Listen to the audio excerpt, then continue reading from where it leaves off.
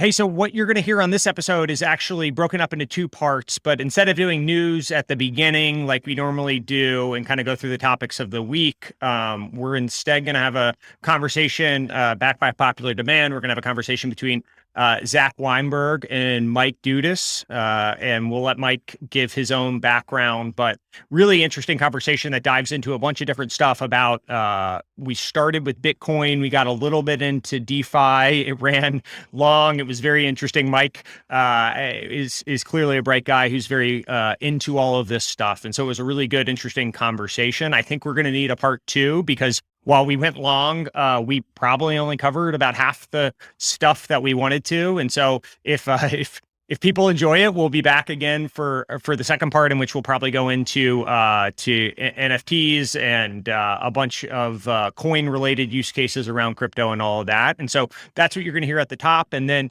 on the back half, you're going to hear a conversation that I had with Eric Glyman, founder, CEO of Ramp, and an investment of mine as well. And so trust you'll enjoy both.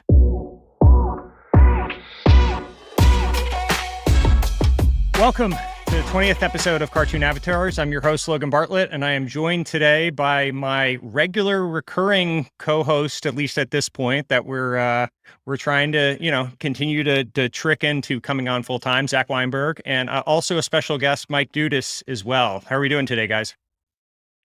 Pretty good. Doing great. Thanks for having me. Really excited. Zach, thanks for sneaking this in. You are off to where? You probably don't need to give the very specific location, given how many people are probably mad at you after last week in the crypto world. So maybe just generalities. Where in the world are you headed? Yeah, one of my best friends from college is getting married in a country in Europe, in a city in that country. So I'm flying there tonight. Yeah, well, good. Well, Mike, you were very generous in sneaking this in. I think we had like two windows of time that like worked. One was, and you were able to make one of them work. So I appreciate you doing this. Yeah. So hopefully my 3 hours of preparation will serve me well. I think you've had a couple of years of preparation here. I've definitely spent some time thinking about the things we'll discuss. So that's kind of what I thought. But I guess just to give a little bit of context here. So I've known Mike for a little while. He runs a venture firm with actually a guy in my building who's gotten to be friends as well, Serge. And so that was, I guess, one of the original connections, as well as you were a former co-founder of a Redpoint company, right? I guess you were a co-founder. You're a former executive at a Redpoint company. And so you've obviously been in the New York ecosystem for a long time. But after last week, which I assume if people are listening to this episode, they probably witnessed last week's episode, at least in part, in which Zach and Packy, I thought, went back and forth in a pretty civil manner. And Packy, he said he had a brain fart and wasn't as crisp as I think he wished he was. And then it kind of spiraled and got taken out of context and ended up on Reddit. And my mentions are still going crazy from it. And so after that whole event, we figured we would at least keep the series. I don't want this to only be a Web 2, Web 3 podcast going forward, but when you got the moment, you got to make it happen. So Mike was very generous in hopping on to kind of talk through some of this stuff. Yeah, super excited to be here. And I actually didn't have a chance to watch the entire episode. But I just figured, look, I've followed both of you for a long time, and as you mentioned, been casual acquaintances and friends, and I think Zach's somebody I've observed and is extremely bright, and I think has some really good points about the state of Web3, the state of technology in general. So I'm excited to answer some of his questions, hear some of his assertions, and offer my best perspective on kind of where we are today and the future, but also happy to chat about non-Web3 stuff as well. Yeah, no, exactly. I hope we leave as civil as we're starting here. That's my real hope. But Mike, maybe. By the way, to be clear on that, like, first of all, Packy was an unbelievable sport and like just a super nice guy. And I do think the clip was like a little out of context, which I guess is like what the internet does to you, which is take things out of context. But also, like, I also want to be clear, like, I'm not like an anti-crypto. I invest in crypto companies. Like, I have equity stakes. I actually think you're very reasonable about all this stuff. And like, I don't know. You're obviously very bright in all of this, and I think you were civil in all of it. You just don't you have a willingness that I don't have to continue to ask the question that doesn't let people off the hook until they appropriately answer the question. And I get uncomfortable, and I will let people off the hook and just move on from the conversation, right? And I think you have such an intellectual purity and rigor and horsepower about this stuff that it makes for good debate and certainly good entertainment. But I thought you were very civil in the whole thing. And so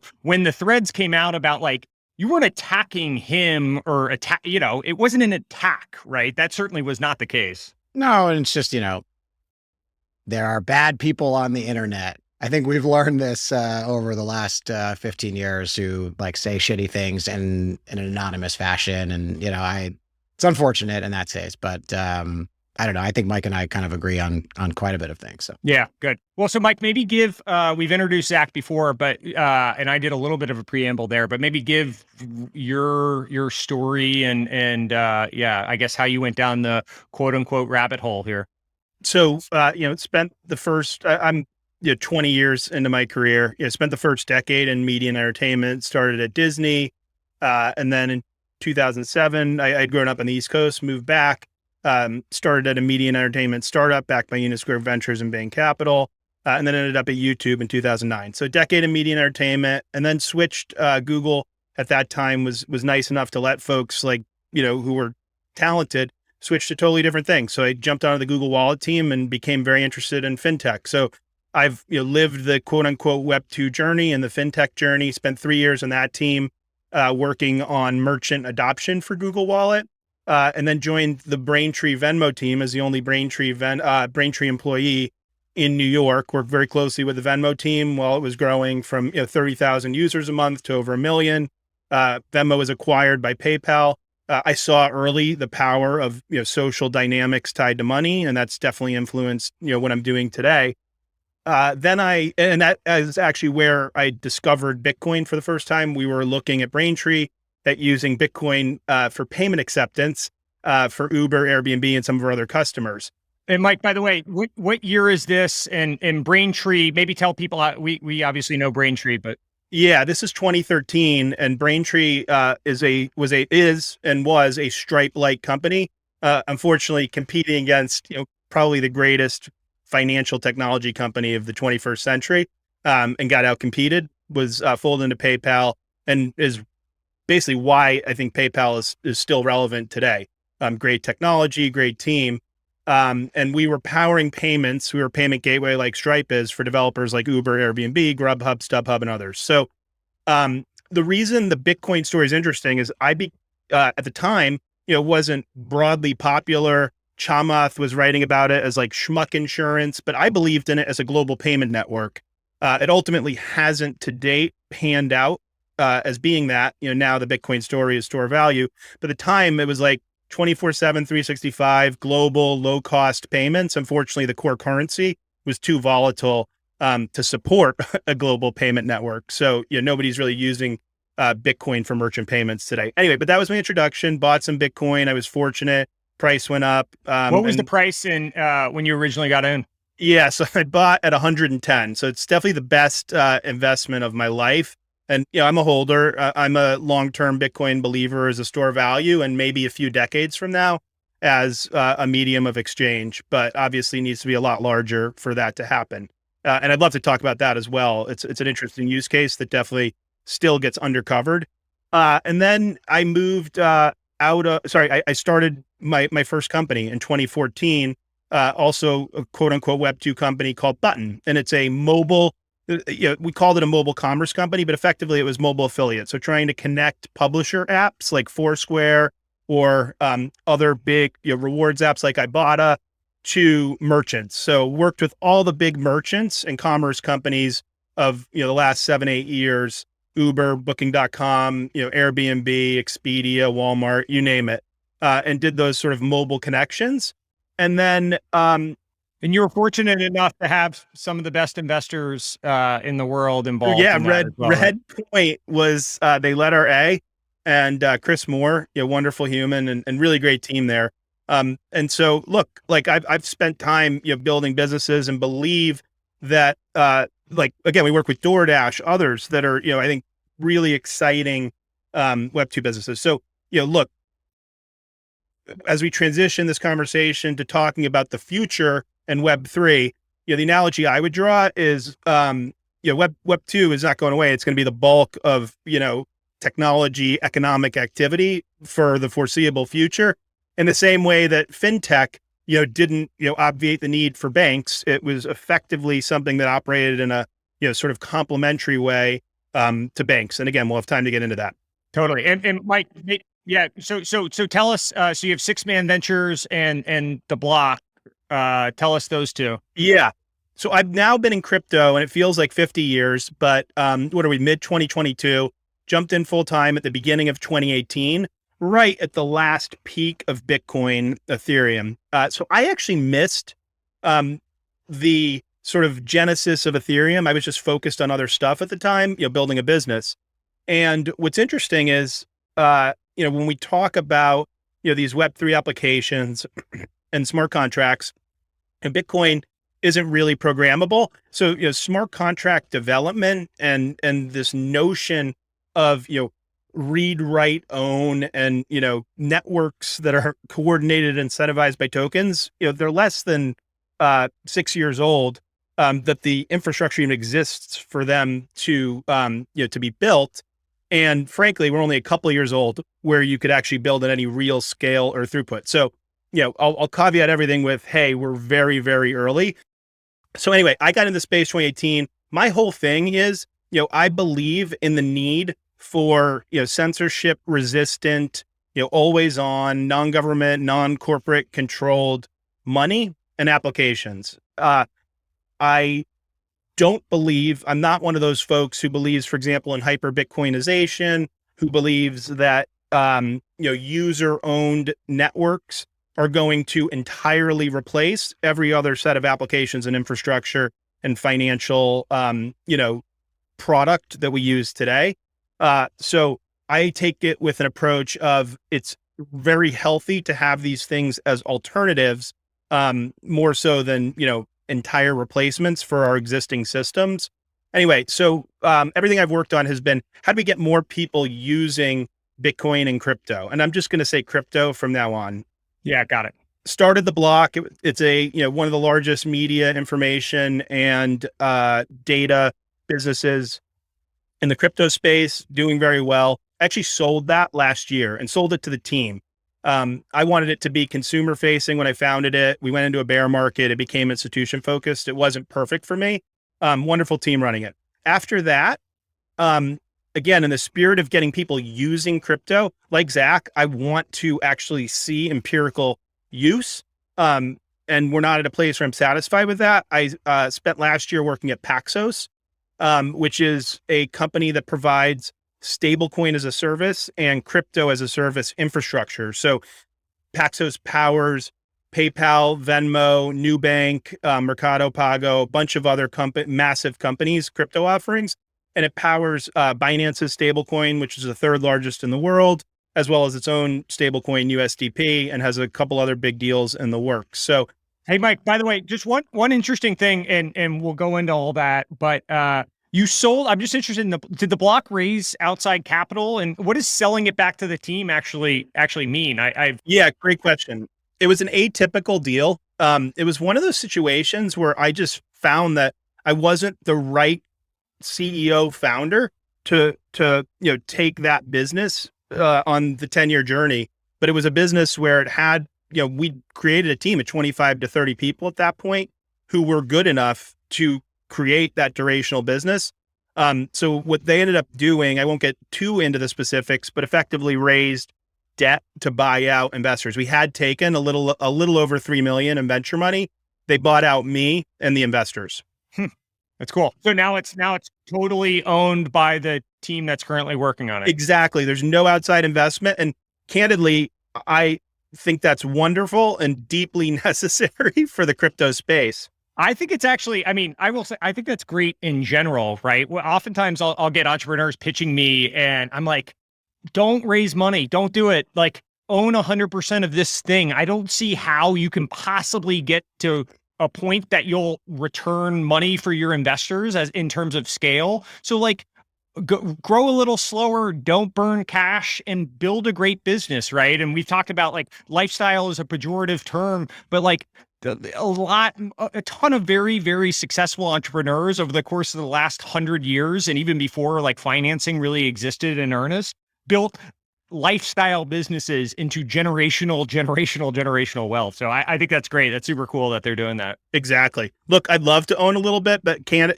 knowing that I was going to become a venture capitalist and looking at the competitive landscape where a number of the other publications are owned by some of the wealthiest and most powerful folks in the crypto space, felt it was desperately necessary for the block to stay independent. So I then joined Paxos, worked there for a year. At the same time, me and Serge, who you mentioned, founded Six Man Ventures. Six Man Ventures, the focus was investing. Originally, we were going to focus on creator economy and NFTs, and that morphed into Web3. The term wasn't as popular back then. Small operator fund. I was working at Paxos. Serge has a startup called Stay Tuned. And so we were investing 100K checks into as many great companies as we could find at the pre-seed and seed phase in crypto. And the idea there was we were looking for applications that we ourselves would use. So things like NFT marketplaces and wallets and things like that, as well as the infrastructure that would make those things possible for other folks to use. So fiat on-off ramps, treasury management for DAOs and other crypto-first businesses, et cetera. We had a lot of fun, and we got into some wonderful companies. We can discuss some of those in this conversation, including STEPN, including Magic Eden, the largest NFT marketplace in Solana, Etherscan, Rainbow Wallet, and we raised a second fund that's approximately $140 million in size. We lead or co-lead pre-seed and seed rounds, and then we'll do follow checks into Series A rounds. So trying to invest early, equity and tokens. And it's primarily, we think tokens are the big innovation here for a number of reasons that we can discuss. So we like to invest in token-enabled businesses, protocols. Yeah, well, congrats. And you guys just closed a fund. I know it's going well because Serge is moving out of my building. So I know that that you guys are doing well. And you just closed, a few weeks ago, kind of at a weird time. You announced it, right? The market was like totally retrenching, and you announced 100 and, how big was the fund that you guys just raised? Yeah, so the fund is over 140 million, and we're just doing final close. So it was good timing, and we're fortunate. We've only invested about 20 million of it because it's been a bit of a rolling close. So we have more than 100 million, to invest at a time when we're very, very optimistic. We see, incredible founders, and we're seeing prices that are, we believe, moving back to a sane place. They've been in an insane place over the last, call it 18 months. Yep. Got it. Okay, cool. And so you touched on a bunch of different stuff. Maybe give us, stitch together the narrative of what you believe about crypto. You said a bunch of different things along that journey of how you ended up here and what some of the core belief systems are. But maybe as we talk about, there's Bitcoin maximalists, there's, people that are totally long Solana, there's people that are focused on the Ethereum and Ethereum fork, there's NFTs, there's DeFi, there's all these different things, right? Creator economy, Web3, all of that. Maybe just stitch together like what you believe about all those things and the things that you feel maybe are grifterish or Ponzi-ish in some ways. Yeah, well, why don't I just start with like the framework of what excites me about crypto broadly? Okay. Great, perfect. So, I believe in, the notion, initially I believed, 7, 8 years ago, 9 years ago now, in the notion of, censorship resistant, no middleman money, right? So non-state, non-corporate issued money, Bitcoin being, the canonical embodiment of that. And, over time that, as we saw, Ethereum launch and smart contracts launch, more, blockchains that allow for, more scalability and throughput, long way to go there, of course. That belief in, sort of censorship resistant, no middleman money moved to that but for applications that people would use. So call them protocols or Web3 networks, right? And there are many examples that you guys have discussed and debated of those. Some of the larger ones would be, Helium or Live Peer. There's a bunch of others, and we'll get into them. So basically, I believe that those things are important. Play to earn gaming, obviously, being another one. So censorship resistance, always on, always available, immutable and transparent. So you can kind of like verify what is happening on chain. Distributed security is something that's really, important to me. Although it hasn't, so basically distributed security, meaning a number of people basically securing a network and validating the transactions. So you don't have, one central point of hack potential. Of course, it's very easy to take the counter to that, which is today we see a lot of hacks in DeFi, right. And we have not clearly perfected smart contract risk, and there are a number of exploits. So a lot of the things that I believe in have not been fully realized yet. I'll put that up front. So anyway, immutable and transparency. And then I think this one's important, and it gets more important over time, but composability. So things that are built can then be building blocks for things that are built in the future, right? So, you can basically, build a stack that, an example would be, I do things on chain, on Ethereum. I buy things, I sell things. In the future, and that's open, that information's available to, anyone who's sophisticated enough to look on chain and pull it out. In the future, I might be eligible for X, Y, or Z, or I might be marketed to for, X, Y, or Z because of the things I've done before. So you basically have these building blocks that people can build future services on top of what's been built. Another one that I like is that you actually finally have incentives for people to work on effectively open source software, and the tokens act as incentives. Those are a couple of like high level things that I like. And then just to wrap up, in terms of like money, I love the fact that, we're in a time and a place. So I think money is important to all of this. And people would say, and they'd be right, that to date, a significant portion of the use cases in crypto have been, financial based, speculation based. I think that will change as, companies that we're backing bring things to market that are, more fun, more exciting. You want to spend your time, but they will have money involved in them.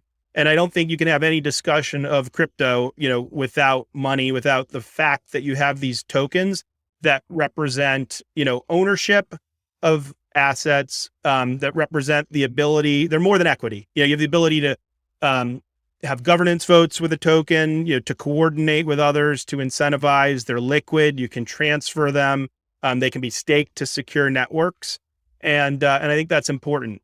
Final point, getting back to just crypto as money is, the reason I worked on stablecoins, for example, is the majority of the world's population lives in authoritarian regimes. I think it's important that those folks, where possible, have access to non-state money. All they need is a phone for that to happen. And we're getting to the point where with stablecoins, we've moved beyond the sort of volatility problem that Bitcoin had. And you can now, send money globally 24/7, 365, just to somebody who has a wallet. You still, by the way, today have the problem of, okay, I've received it in my wallet. Do I need to off ramp that into local fiat currency? Well, that's still difficult. It's possible, but difficult. My deep belief is that we'll have a native Web3 economy, over the next 10 to 15 years, though, that will make that money valuable, within that native economy. And therefore, other people will be willing to exchange it to local fiat much more cheaply. Got it. No, I think that's great. And I know that's a great segue. Zach loves state-owned money and all of that. So Zach, I will let you chime in here. Yeah. I mean, so first of all, I mean, it was great. There's a lot of different interesting use cases to go through. And I think one of the challenges classically with analyzing crypto is a lot of times people describe crypto as the features that it has, right? It does these things or it has these properties, but a little bit less of the utility for a person or a company. And so part of the challenge in general with these things, I think, is just like breaking out the use cases. And as an example, right, like Bitcoin is its own thing. And I think, like, generally speaking, Bitcoin should be talked about as its own like topic, like just Bitcoin. I actually would really love to go back to Bitcoin at some point, because you mentioned you're a long-term holder as a store of value. And I have some like questions on the math there. But first on just like the state money. I think I'm a speculative store of value long-term holder. So yeah, let's definitely discuss that. Yeah. Well, what is speculation without like some sort of, future expected returns Yep. at some point? Do you want to talk about Bitcoin or the state money thing? Because I think they're both Let's interesting do and somewhat both. related. Why don't you guide? Yeah, no, I'm interested in hearing your Well, thoughts. so just on the Bitcoin one, so you talked about, your bull case on Bitcoin is essentially as a store of value. We'll talk, maybe it becomes a payment thing, and we can talk about when and why. I don't think that's likely. But Bitcoin as a store of value is kind of like the bull case for holding it. Is this, just so I understand, is this like the digital gold theory essentially? Essentially, yeah, it is effectively that no single, that it's well, I mean, it is inflationary, but in a predictable way with a limited ultimate supply.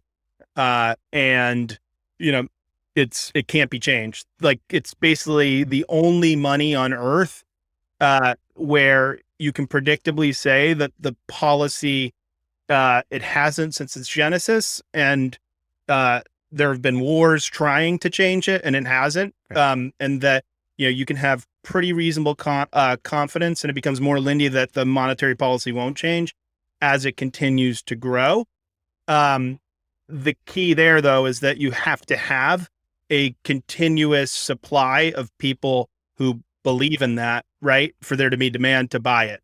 Right. Right. Well, it's just like supply and demand. So so we're saying in a sense that like the Bitcoin bull case from here is it replaces some percentage of the gold market cap, if you will, right? As like digital version of where people would store their money as an alternative to gold. I mean, I think there's a scenario where it exceeds it, that like every new person being born is probably not, is a net new Bitcoin buyer versus a net new gold buyer. So over like a long-term horizon. But for that to happen, it probably needs to be more useful than something you just store in a cold Correct. wallet and don't ever use. People are trying to do that with like Lightning Network for payments. We're going to need more products that allow for the financialization of Bitcoin. Like today, I can't really use it very easily in a secure manner as, collateral for loans and things like that. So, I think those things have to happen for the Bitcoin bull case to continue to play out, and they haven't yet. Yeah. I think it's fair to say that like Bitcoin as a utility, like I can use it and spend it, proactively is probably, I mean, you said it best, right? That's still highly speculative. If we just do this is my like digital coin challenge with this, or sorry, digital gold challenge with this. So gold has been around as a global store of value culturally for what, 3,000 years, 2,000 years, something along those lines. So we have like history and wars and regime changes where gold has, matured. So the gold market cap today, if you look up all the gold in the world, essentially is about 10 trillion, give or take, right? Depending on the day. So it's about a $10 trillion market cap that has evolved over about 3,000 years as a store of value. And I agree, it's hard to buy gold, although actually most people don't actually hold the gold. They hold paper that represents the gold, but we can leave that aside for 1 second. So if we say like the bull case for Bitcoin is that it takes some percentage of the gold market, because good luck trying to replace this store of value that's existed for 2,000 years, like from before Jesus. So Bitcoin's current market cap is what, something like 800 billion, a trillion, something along those lines. Yes, the store value bull case is only like to your point, it's only a 5 to 10x from here. I do believe, unlike you, that there is a world in which gold definitely not, in which Bitcoin, because it's easier to transport, it's, easier to divide, that it does become a medium of exchange, but it needs to move to a much larger scale and a significantly lower volatility for that to happen. I, like you, I mean, I'm not the biggest Bitcoin bull in the world. So in other words, I'm not somebody who says, hey, Bitcoin, like I read Michael Saylor, it goes to 0 or it goes to 1 million. I'm not one of those folks, right? I would say the upside is, to your point, on a expected value basis, probably, fairly capped. Yeah, I think that's like, to me, if the digital gold argument is always a challenge, because if you say, all right, let's give this scenario the upside that it's like half the global value, like it splits the market with gold, which is, I mean, we're talking about something evolving over 33,000 years versus like 10. So let's say over a 30-year window of time, Bitcoin incrementally takes over this digital gold use case. Because right now, that's the only real use case for it, to your point. At scale. Yeah. That's why the bulk of people are holding it. I think a true like Bitcoin believer, and I'm kind of a tepid one, would say, well, again, it's kind of a chaos play, a schmuck insurance play, like when I originally bought. And it's to say that fiat currency just goes off a cliff, and that people actually, that even the gold market, by the way, could grow beyond its current level, and that Bitcoin could as well, because fiat money, which is relatively new, hundreds of years old at scale, finally just fails an experiment. Again, that's an extreme case, but that's the one that you get from the Bitcoin. If that happens, we have bigger challenges, because there are people with guns without governments. Yeah. I do want to just close that though real quick. So I would say most Web3 believers, I'm actually probably one of the few who feels like still Bitcoin is important to the success of Web3, because it's the cryptocurrency that most people reference. And I don't think it will have failed if it does increase by 10x, if the market cap gets to 8 to 10 trillion. And I'd love to see that and think it's important. And I think it's probable that it does. I do think it gets bigger than gold. I don't think many people who are entering the markets today have the memory that you just talked about like Bitcoin's already at $1 trillion. I don't know how long it took gold in its first 10 years, to get there. But I would just argue that I think I'm one of the few folks who think Bitcoin is important to Web3 success, because it references people's opinion and perception of crypto overall. The challenge with that analysis in my head is like, the reason we think something should be a digital gold alternative, if you will, is because it's like an inflation hedge, right? Like, why do people own gold? It's because it's viewed as an inflation hedge. So the bull case of the use case for a person, like, why am I holding this in a non-speculative manner, right? Because we're still in the speculative phase right now. Correct. But if we say, all right, over the next 30 years, let's just use 30 years as the example here, we're going to exit the speculative phase, we're going to enter the utility phase. And the utility on Bitcoin as digital gold is inflation hedge. Here's the challenge. It doesn't act as an inflation hedge today. So now we have to do this like logical leap that it will. And let's say it like incrementally starts to stabilize from even just a pricing standpoint, let alone an inflation hedge, although it's like more correlated with the NASDAQ than it is anything else. Maybe it gets to like half the market cap, like 5 trillion and 5 trillion with gold, just to keep it simple. That's a 5x over 30 years. And on an IRR basis in a bull case, that's like 6% IRR. So one, it's returned more than that. And it's not an inflation hedge on a day-to-day basis. It certainly is a speculative hedge on any, multi-year horizon, like the ones that... those are two words that don't go together. Speculative and hedge are not the same thing, right? Like, it's a speculative asset that it might become a hedge. I think that's probably a reasonable take. But like, even if it does become a hedge, and we're talking about being the exact same market cap as gold globally, we're at a 6%-ish, you could do the math, IRR over a 30-year window for that to replace gold for a use case, by the way, which is inflation hedge, that doesn't actually work yet. So the issuance inflation does work. And the price, again, over any reasonable term has, allowed somebody to preserve their wealth better than fiat currency. And I would say a reasonable term is like multiple years. I'm not right, talking. But in inflation hedge, definitionally, from like a financial investment standpoint, goes up as inflation, right? Like, you can kind of like stick your money into this thing as inflation is going up, and it's not correlated with the stock market. And so if you look at like Bitcoin's correlation with traditional assets right now, It's like highly correlated with the NASDAQ Yep. and the S&P and kind of uncorrelated with gold. Okay. So I would say I would probably back off the definition then and just say I allocate a portion of my net worth to Bitcoin because I view it as like a long-term store of value, meaning it's storing money. Yeah, so maybe inflation hedge is the wrong term according to that definition. But I wouldn't say that it negates. And I also, we're taking as given, you continue to make the assumption that the 8 trillion number is a cap. And I would say that if you believe, as I do, that Bitcoin's a better gold, you don't, because you're saying, hey, it has history. And I think that's less important than the other aspects of Bitcoin, and that it's programmable. It's much easier to divide. It's portable. That those things are beneficial, and that the market cap could actually be larger than gold. And you still have the option value on it potentially being a medium of exchange, which I know you're discounting. So I don't want to take that ceiling as a given.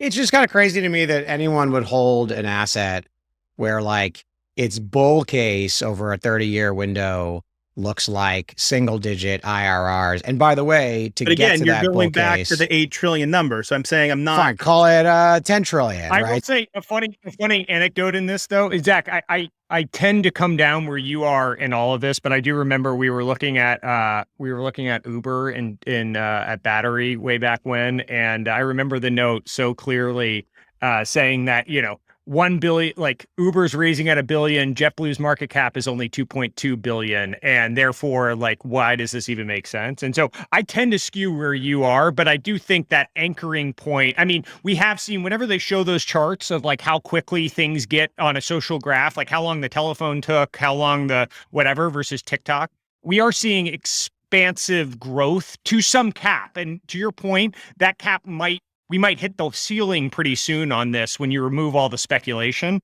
but the speed at which it could get there, I don't want to discount not only that, but like you actually have developers working on turning Bitcoin into a more useful form of money. I just don't know that you have that you don't have that with gold, right? I mean, you have people trying to find like what is that Bitcoin payment use case, right? So we've got this asset that has $1 trillion in value. It has a theoretical utility of an inflation hedge, but it doesn't actually work as an inflation hedge right now. So like, we're not there on the basic use case. It has this theoretical value of like, it's going to be used at a payment model, but it doesn't actually work as a payment model today. And then we have this theoretical use case of like, people are going to build cool stuff on top, but that actually doesn't exist today. So like the top 3 bull cases and this is just Bitcoin to be very clear. I agree. There's totally other parts of the spectrum. And in that bull case, I'll even give you the $10 trillion one, right? Instead of 5, it takes over gold. It goes to 10 on a 30-year basis. What's the IRR of a 10X fund? 9%, 8%. Like, this is a bad investment. I can ask some of my friends in VC that live that math. Yeah, it's like it's kind of like not a great investment given the bull case. I full disclosure, I am not trading Bitcoin out of our fund nor investing. No, and I actually think that's really important, by the way, which is that like most venture groups, Bitcoin is more of like a personal holding as opposed to a venture investment. I think that's really clear, and that's why I like to separate it out, because I do think like Bitcoin is just like own separate, almost like cultural thing from the rest of what theoretically, crypto can do. Because Zach, do you own any Bitcoin? No. Okay, got it. Yeah, not because I have anything against it. Like I too would be okay, I guess, holding on a bull case 9% IRR, but like I'd rather own like, I don't know, rental properties in the Southeast who have people who actually pay rent for a physical asset. To me, that's like a better thing to own. Part of my concern is so that even if I got that 9% IRR, relative to the tax bill I'd have to pay if I sold out of Bitcoin right now. This is so stupid, but my only reason I have Bitcoin is just like it's a FOMO mitigation thing, and it doesn't actually intellectually make sense. But like, let's say all these numbers we talk about are wrong, and it ends up being 30, 50 trillion. And all the kids that sold pot in high school that are just dumb and very long Bitcoin only, all those kids are like billionaires.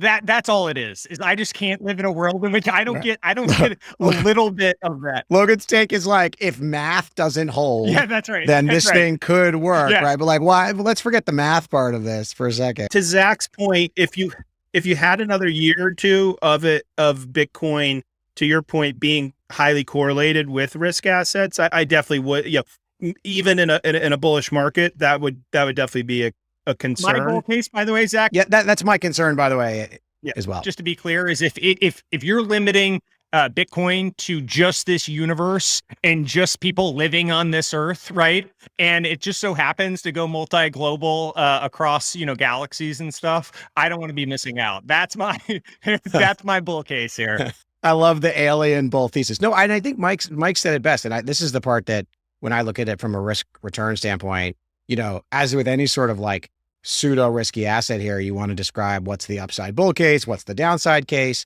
And I think the upside bull case, where everything goes right on the store of value, is kind of like mediocre at best.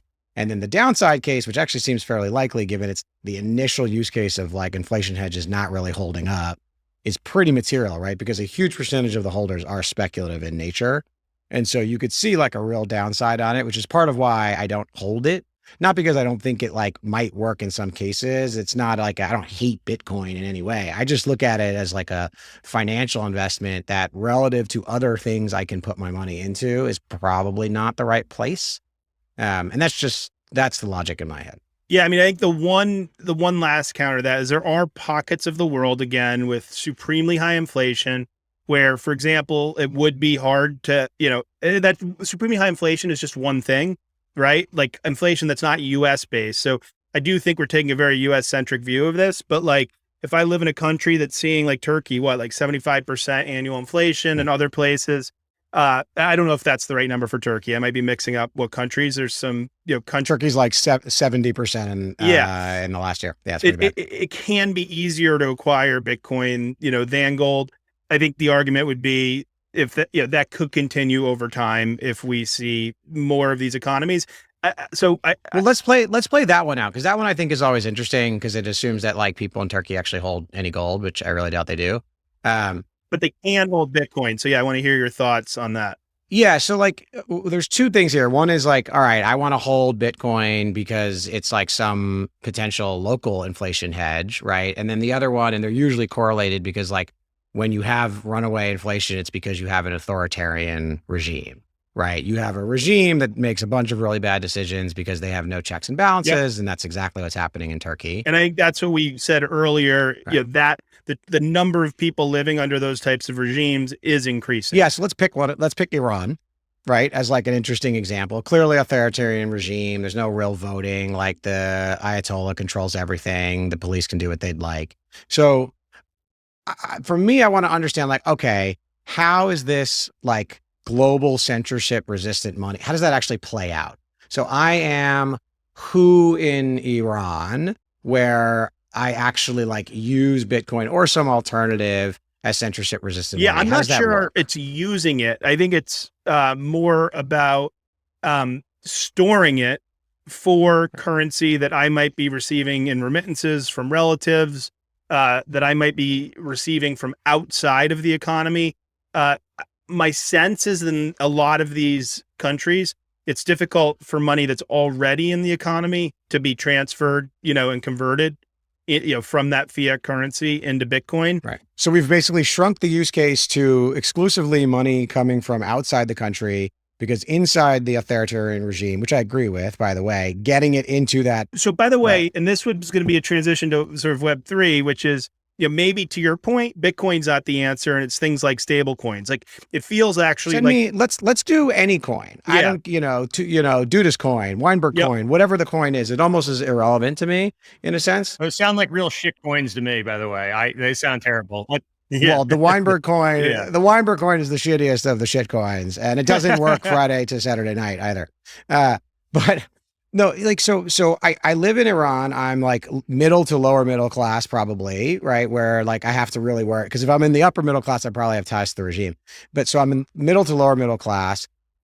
First of all, I don't have any savings, right? Because most of the people in these countries, part of the reason they suffer is because they have no money and they have no savings. So this is exclusively for like a subset of relatives or friends or whomever who are sending me money. Now, here's the challenge for me, I think. I tend to live kind of like paycheck to paycheck inside of this country, right? That's part of why I need this money. The reason you see people in the United States send family members money is not so they can just hold it, it's so they can use it. Because most of these folks actually need the money. They need to buy groceries, they need to buy a house, they have to pay for gasoline, they have to pay for pretty much all of their like daily activities. But now you're saying, I'm going to send you this money in this alternative Weinberg coin. But I can't actually move it into local fiat or use it where I live because that transition isn't possible for a variety of reasons, including the government being able to come in and just seize it. So with stablecoin, it is becoming easier to do that though. So walk me through that. So I get a stablecoin payment from my friend in America. Yeah, it's $25. Yep, dollar denominated stablecoin. Yep. And then there's brokers in many of these local economies. Right. And they will convert for not a super cheap fee, right? But better than, 70% depreciation in your, monetary value over a year into dollars. Local currency. Yeah. And I just basically through a QR code or something, I send it to their phone and they give me the local currency. I get actual local currency. You get local currency. I can spend locally. Yeah. And it's not cheap today. It's not efficient. It's underground. Right. And there are these underground markets. It's not scaled. You just described Western Union, by the way.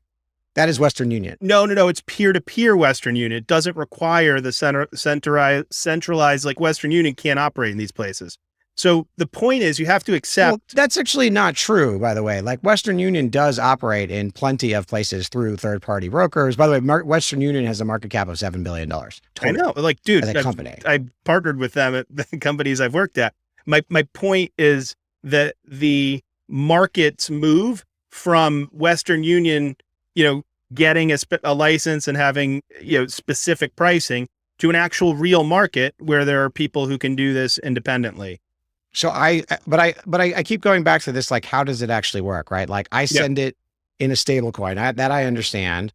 And then there is a third-party broker who has to then transfer it from stablecoin to local fiat. Is that third-party broker legal in that country? Likely not. Likely not. Okay. So we've now only enabled this use case through an illegal third-party broker who can turn my stablecoin into local fiat. Yeah. So by the way, to believe that cryptocurrency will succeed at scale, you have to believe that things that are illegal in certain places are not immoral, and that some things that are illegal in certain places should and will, exist. Like that's just a fact.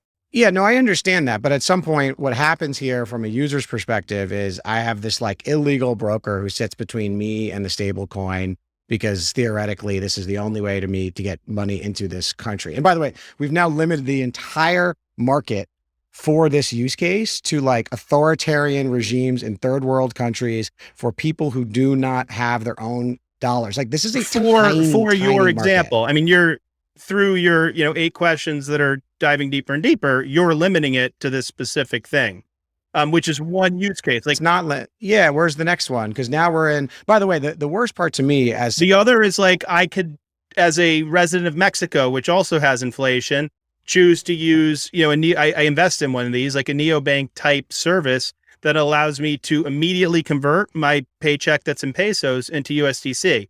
Again, we had moved from Bitcoin to stablecoin. Now we were on Bitcoin earlier. My point is, by the way, I can send money to someone in Mexico today without any sort of Bitcoin middleman coin via I'm not talking about a Bitcoin. wire. I'm talking about stablecoin that I could send to a wallet. Any stable coin, so it doesn't fluctuate in value. I'm just assuming it doesn't fluctuate in value.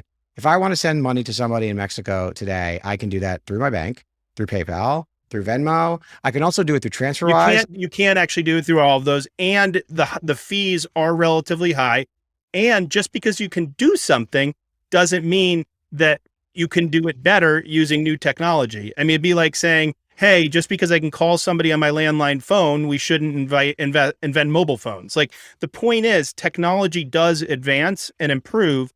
And I would argue that even if we haven't realized the full vision of all of these technologies, that evaluating them versus mature existing use cases and saying, because I can do something, under condition X, Y, and Z, we shouldn't, try. And you're not saying this, but you're basically saying, because I can do something, the thing Dudas that you're describing, shouldn't exist. So let's carve out the like crazy authoritarian regime, because I agree, like tiny use case and it's just one piece So of it. I started to do that with the Mexican thing. Right. So with Mexico as an example, so I can send money to Mexico via TransferWise today, right? I can send a wire today. I can actually send money as long as they have their bank account hooked up to an intermediary like a Venmo or a PayPal or whomever. I can send So money this isn't that about way. sending. This is about converting your paycheck in the example that I was using. I live in Mexico and I want to get my paycheck now. I want access to dollars versus pesos, correct? Okay. But then how do I spend those dollars locally? Oh, this may not be for the entirety of your paycheck. I mean, there are, as you know, many people who want to preserve the value of their savings while keeping the value of the money that they spend in the local currency. So this is like, I can store my excess savings in a US stablecoin that when I do want to use it, I do have to transfer it into local currency. That's the use case. Yeah, and this app will effectuate that conversion. Because the bank can't allow me to hold dollars. The bank can't allow me to hold dollars. TransferWise allows me to hold dollars. Here in the States, you're saying? Or No, if I'm in Mexico, I can hold dollars in TransferWise. I don't have to have a local currency denominated bank account using TransferWise today. I don't know. I don't know the limitations, but knowing banks, I would guess that there are some controls on how much USD you can hold in the account. Right. But like what, so now Let's research that one. Yeah, no, because I know you can do this because I've seen it in other countries. And then, you're limiting this to now, first of all, people who have excess savings they want to keep, plus they can do it already.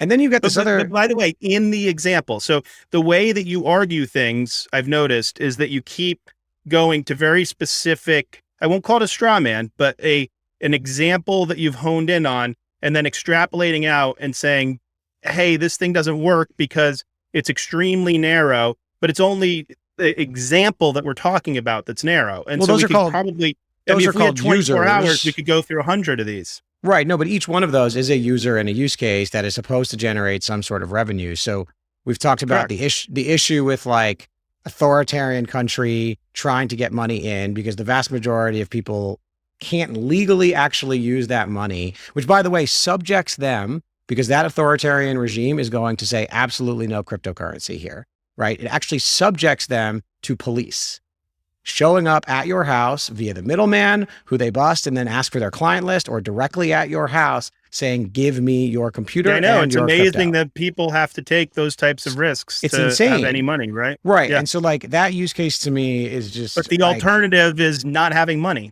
I mean, and not having money at the level you need. Like, I don't know what to tell you, but that's it. I agree. It sucks. The, and the alternatives are bad. Yes. Like this stuff doesn't exist because, it doesn't exist in those examples for me and you. It exists for people who don't have very good alternatives. Totally. And I think it's unfortunate we have to have this use case as even part of a discussion. Unfortunately, the total market cap of that use case is very, very small when you compare it to something like the $31 billion that were invested in venture crypto funds just in 2021 alone. So I agree there is a tiny little thread of like that could. Well, the beauty is like, look, there were 95 deals announced in the past 2 weeks in, venture Web3. A lot of use cases, being gone out that people are going after that go far beyond that use case that we just talked about.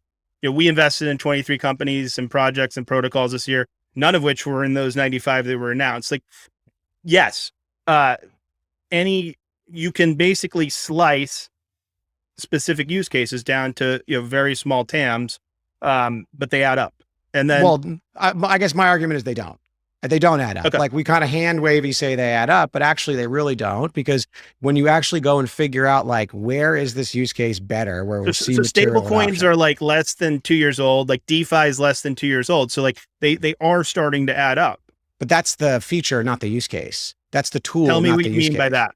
Tell me what you mean by that. Well, if for a stable coin to hold its value, to be useful, there has to be reasons to use it. And those reasons to use it have to be material. You have to add it up beyond speculation. So I'll give you an example. I've funded like over 100 investments, and it's much, much easier to fund instantly in stablecoin than it is to fund, via a bank wire. That's one. That's just not true. By the way, How first can of you all, say that? Like, because that's, I have sent crypto, and like you go in, you send crypto. I have sent wires. You go and send wires. Here's the problem. What happens when you make a mistake? that's not true. The people on the receiving end in many of these countries that we back can't actually accept wires. They What can't happens? get bank accounts for a big number of reasons. Well, you and I invest in different types of startups. You invest in companies that can't get a bank account in their local country. I actually know a significant number of companies that operate in the crypto space that can't get access to bank accounts. Yes. Because they're operating in crypto, right? Because it's illegal in the country.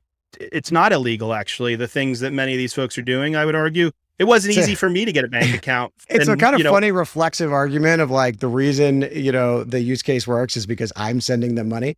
But like, by the way, when you send somebody money, you send one of these companies money, right? You send them a stable coin.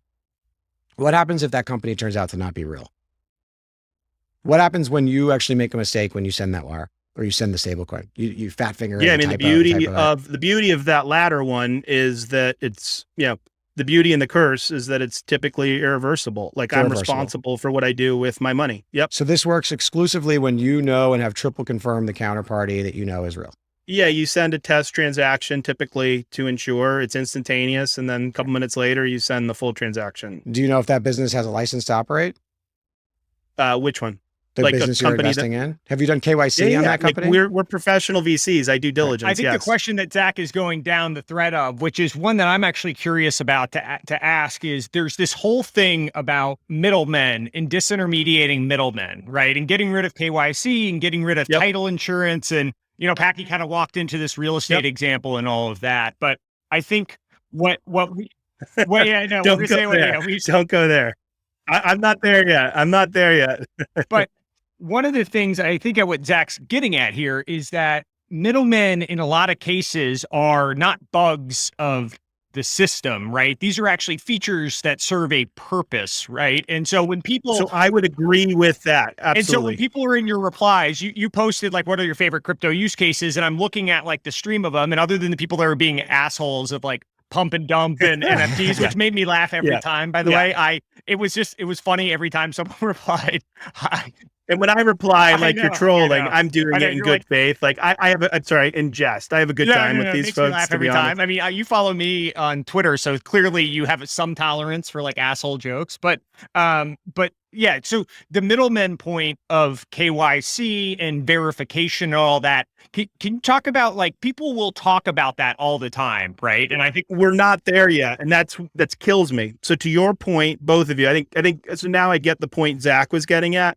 So a big part of our fund is investing and all the folks that, some of us love and some of us don't, A16Z, Paradigm, and others are investing in multi-coin, is that we do not have, the, foundational primitives, things like, I hate using the word decentralized, but, non-centralized, identity.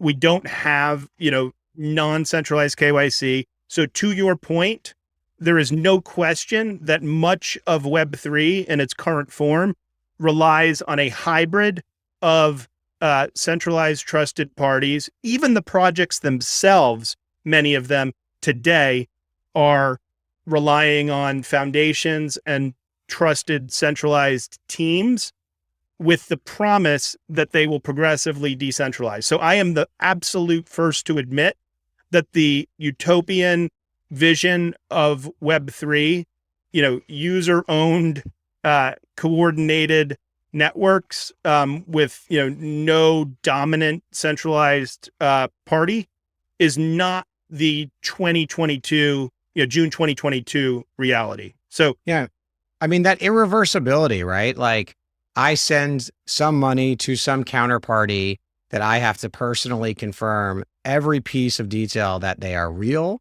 that they haven't been hacked, that they aren't on some terrorist watch list that would actually subject me to scrutiny from the US government, that I haven't been hacked.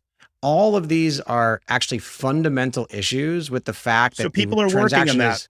What does that mean, working on it? How do you solve it when you can't reverse a transaction? Sorry, I was talking about the component parts of what you were saying. So ultimately, there will be an opportunity. One example would be KYC. Okay. the information contained within KYC should be able to be verified by me providing it once, okay?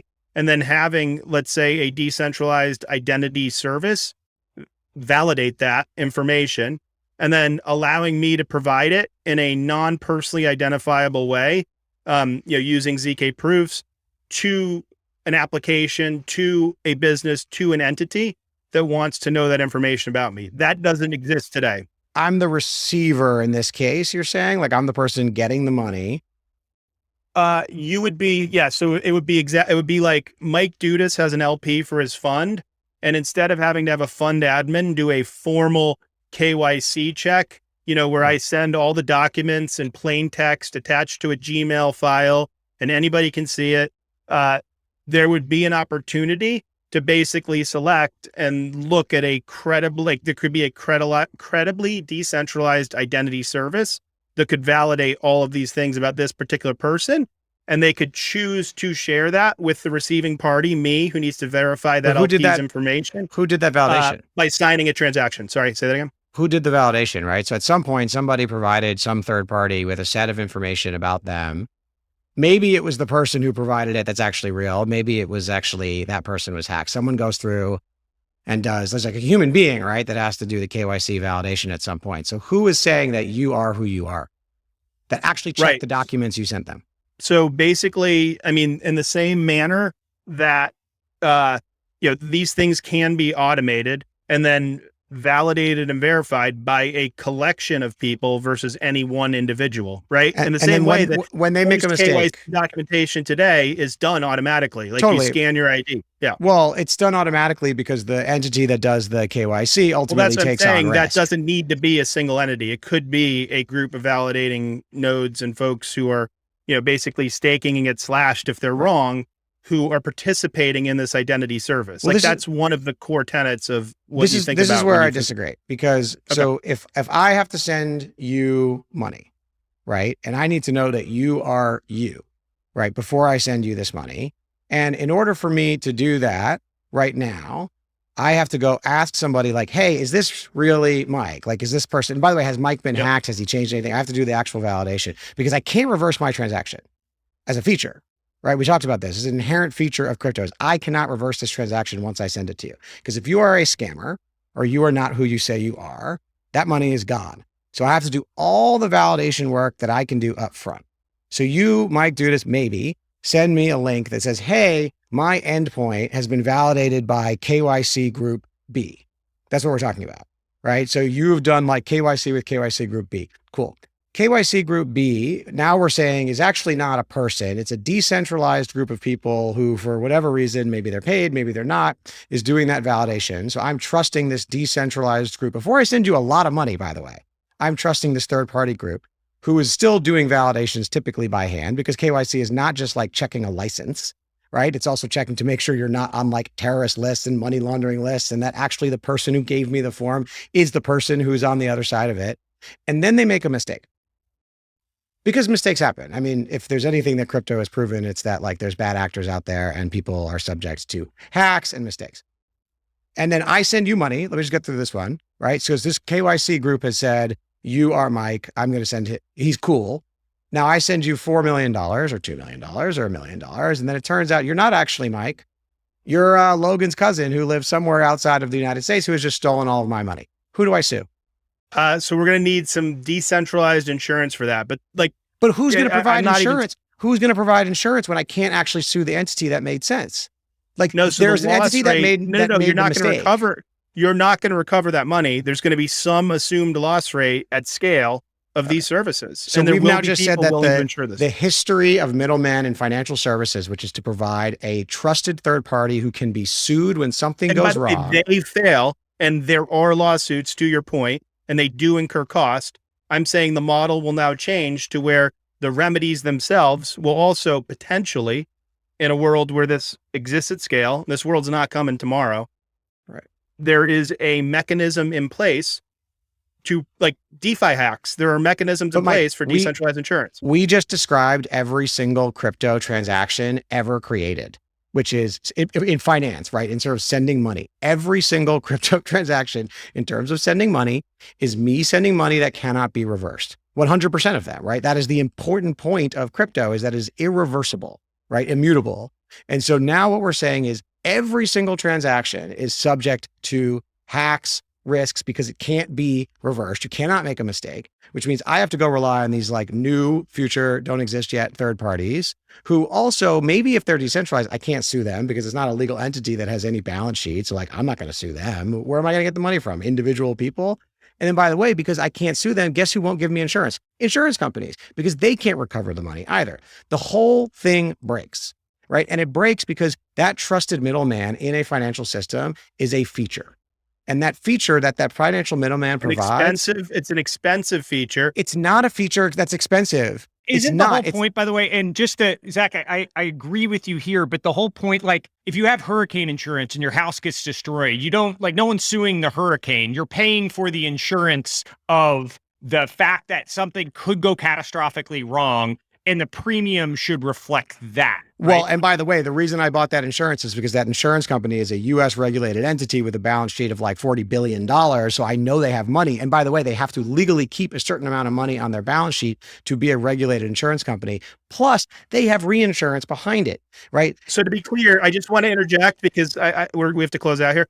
There are companies, by the way, being pitched on daily, who are basically taking people who are willing to put up risk capital to ensure, not this specific use case I'm not talking about because it candidly doesn't exist yet, as we've discussed, but the one that does exist is these catastrophic hacks, right? So you have Nexus Mutual and others, and you have other folks who are coming. People are willing to put up risk capital. The reason they're willing to put up risk capital is because people are willing to pay premiums to be prevented from hacks, and you can actually earn money by staking in some of these protocols. Because you're also at the same time you're putting up risk capital, securing the base layer networks.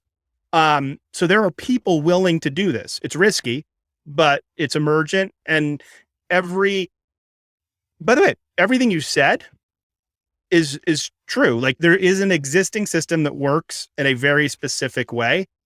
There is a group of people, increasingly large, that's looking to build an alternative system that works in a different way. But it's not alternative. That's kind of the point I'm trying to make, which is like, in order to get the feature of irreversibility that we supposedly think is valuable, I would argue it's a bug, not a feature. We now have to recreate insurance and middlemen. We have to recreate KYC. I have to know who I can sue. It's all the same things. And this is where I think almost all crypto people who are engineers go wrong, which is they've always been the borrower. They've always been the person on the other side of this. Like the borrower doesn't like the middleman because the middleman's kind of annoying. You know who likes the middleman? The lender. Because the lender is the one actually taking on all the risk. That's why the middlemen are important, because the lender has certainty that if something has gone wrong and they send money to the wrong person, or actually turns out that person lied on their mortgage application, or it turns out their ID was fake, or someone stole their passport, or someone hacked their Gmail account, all the stuff that goes wrong when people borrow money or ask you for money, those middlemen take on risk. They're big companies that take on risk, and it gives certainty to the lenders. And that certainty provides liquidity. That's why people are willing to lend. This whole thing is like, this is how the financial system works. And then we took the one feature in the financial system that actually makes a lot of sense, which is like, hey, if somebody screws with us, we can reverse it and we can sue them. That's the number one most important feature in credit. I can sue the person. I know the person, and we said, you know what? We don't need that because crypto. Well, we didn't say because crypto. And the beautiful thing is the things that happen on chain, and in cases where they are, where there is wrongdoing, these things are like fairly transparent. Like the thing happened. You're telling me you're going to go get the guy in China who has my money? You're going to get that money back? No, but I'm saying there are people who are going to underwrite this with the knowledge that there's some loss rate that's reasonable at scale. That's reasonable. Those guys are going to go bankrupt very fast. And by the way, if you don't have a big middleman type of insurance and liquidity, you don't have lending. And if you don't have lending, you don't have the use case. And therein lies the underlying problem, which is I'm going to let Zach have the last word because I have to get going, but I'd love to do part two. I appreciate it. Let's do it. Mike, this is part 1 of 2. Thanks for doing this. You're a great sport. You did an awesome job. We're going to do part 2 coming up soon. That was certainly an interesting conversation there. 2 bright guys that are both well-versed in their different positions. So we're excited to hopefully bring you a part 2 soon. What you're going to hear next is my conversation with founder, CEO, Eric Glyman of Ramp. Eric, thanks for doing this. Good to be here. Thanks for having me. It's been a long time coming in some ways. I guess I invested in Ramp Series B, which was probably 18 months ago, and it was about 8 rounds ago, I think, maybe 15. I forget the exact number. There's been a few rounds in between now and then. So thank you for your performance and for the venture industry's excitement in what you guys are doing. I feel, it's been a fun run. It's hard to believe it's been 18 months, but I don't know if you remember this. So I've been spending time in like spend management, your category broadly, but in Delegating from Founders Fund kept telling me how well you guys were doing, and I was like, corporate credit cards, like that's not for me. I'm like a pure software guy. So I sent maybe 2 emails, and this was like November 2020. And but then I written it off. I was like, they have Founders Fund, they have Co2, they have D1. These guys have t-shirt cannons full of capital. Like this isn't corporate credit card. Hedge funds involved, not for me. And then out of the blue, you responded like probably 4 weeks later. And I was like, what? That's interesting. I wonder what the prompt was. Do you remember what it was that was like, oh yeah, I should get back to this guy now 4 weeks later? I really got to figure it out. After this, I'm going to dig in, see if I can put it together. Honestly, I just think it was, I think it was the number of people who had mentioned that you were digging, we really should do it. And I'm happy I did. It's been an amazing relationship. Helped us figure out a lot of what are today our fastest growing products. But I got to go back to where it all started. I don't know. Well, thank you for that. Yeah, I'm going to clip that up and send it to now in future cold emails. I send you saying that. Yeah, normally I have to pay people to say nice things about me. So I guess in some ways I did pay you to do that. But well, this is great. I fortunate to have been a small partner in the journey. It's hard to believe it's only been 18 months now. But so maybe we'll go in a bunch of different directions here. But I think try to talk through some stuff that you maybe haven't talked about in the past. So first, you're from Las Vegas. You grew up in Las Vegas, right? I did, yeah. People live there. And so maybe, yeah, exactly. I had no idea. So how did your family end up in Vegas originally? What was the connection? I assume at least 2 generations of people, for the most part, haven't lived in Vegas, right? Your dad's not from Vegas. No. They were from Southern California originally, and it was one of those things where my parents met in LA. I think that they imagined they'd be there for most of their lives. But my dad was finishing medical school. He was a doctor. He got a call from a friend who was a few years older who had gone out to Las Vegas. It turned out opened a practice, and he said, I'm a little bit, I'm really busy. I could use the help if you come up here. No way. What year is this? Probably mid 80s, something like that. And Vegas, I assume, was like booming from a growth standpoint then? It was just about to really get revving. I mean, I think at some point in the late 90s, it was the fastest growing city, I think in the US, and I think in even the Western Hemisphere. It was one of these things where I was born in 1990. I think there was about 300,000 people, just about.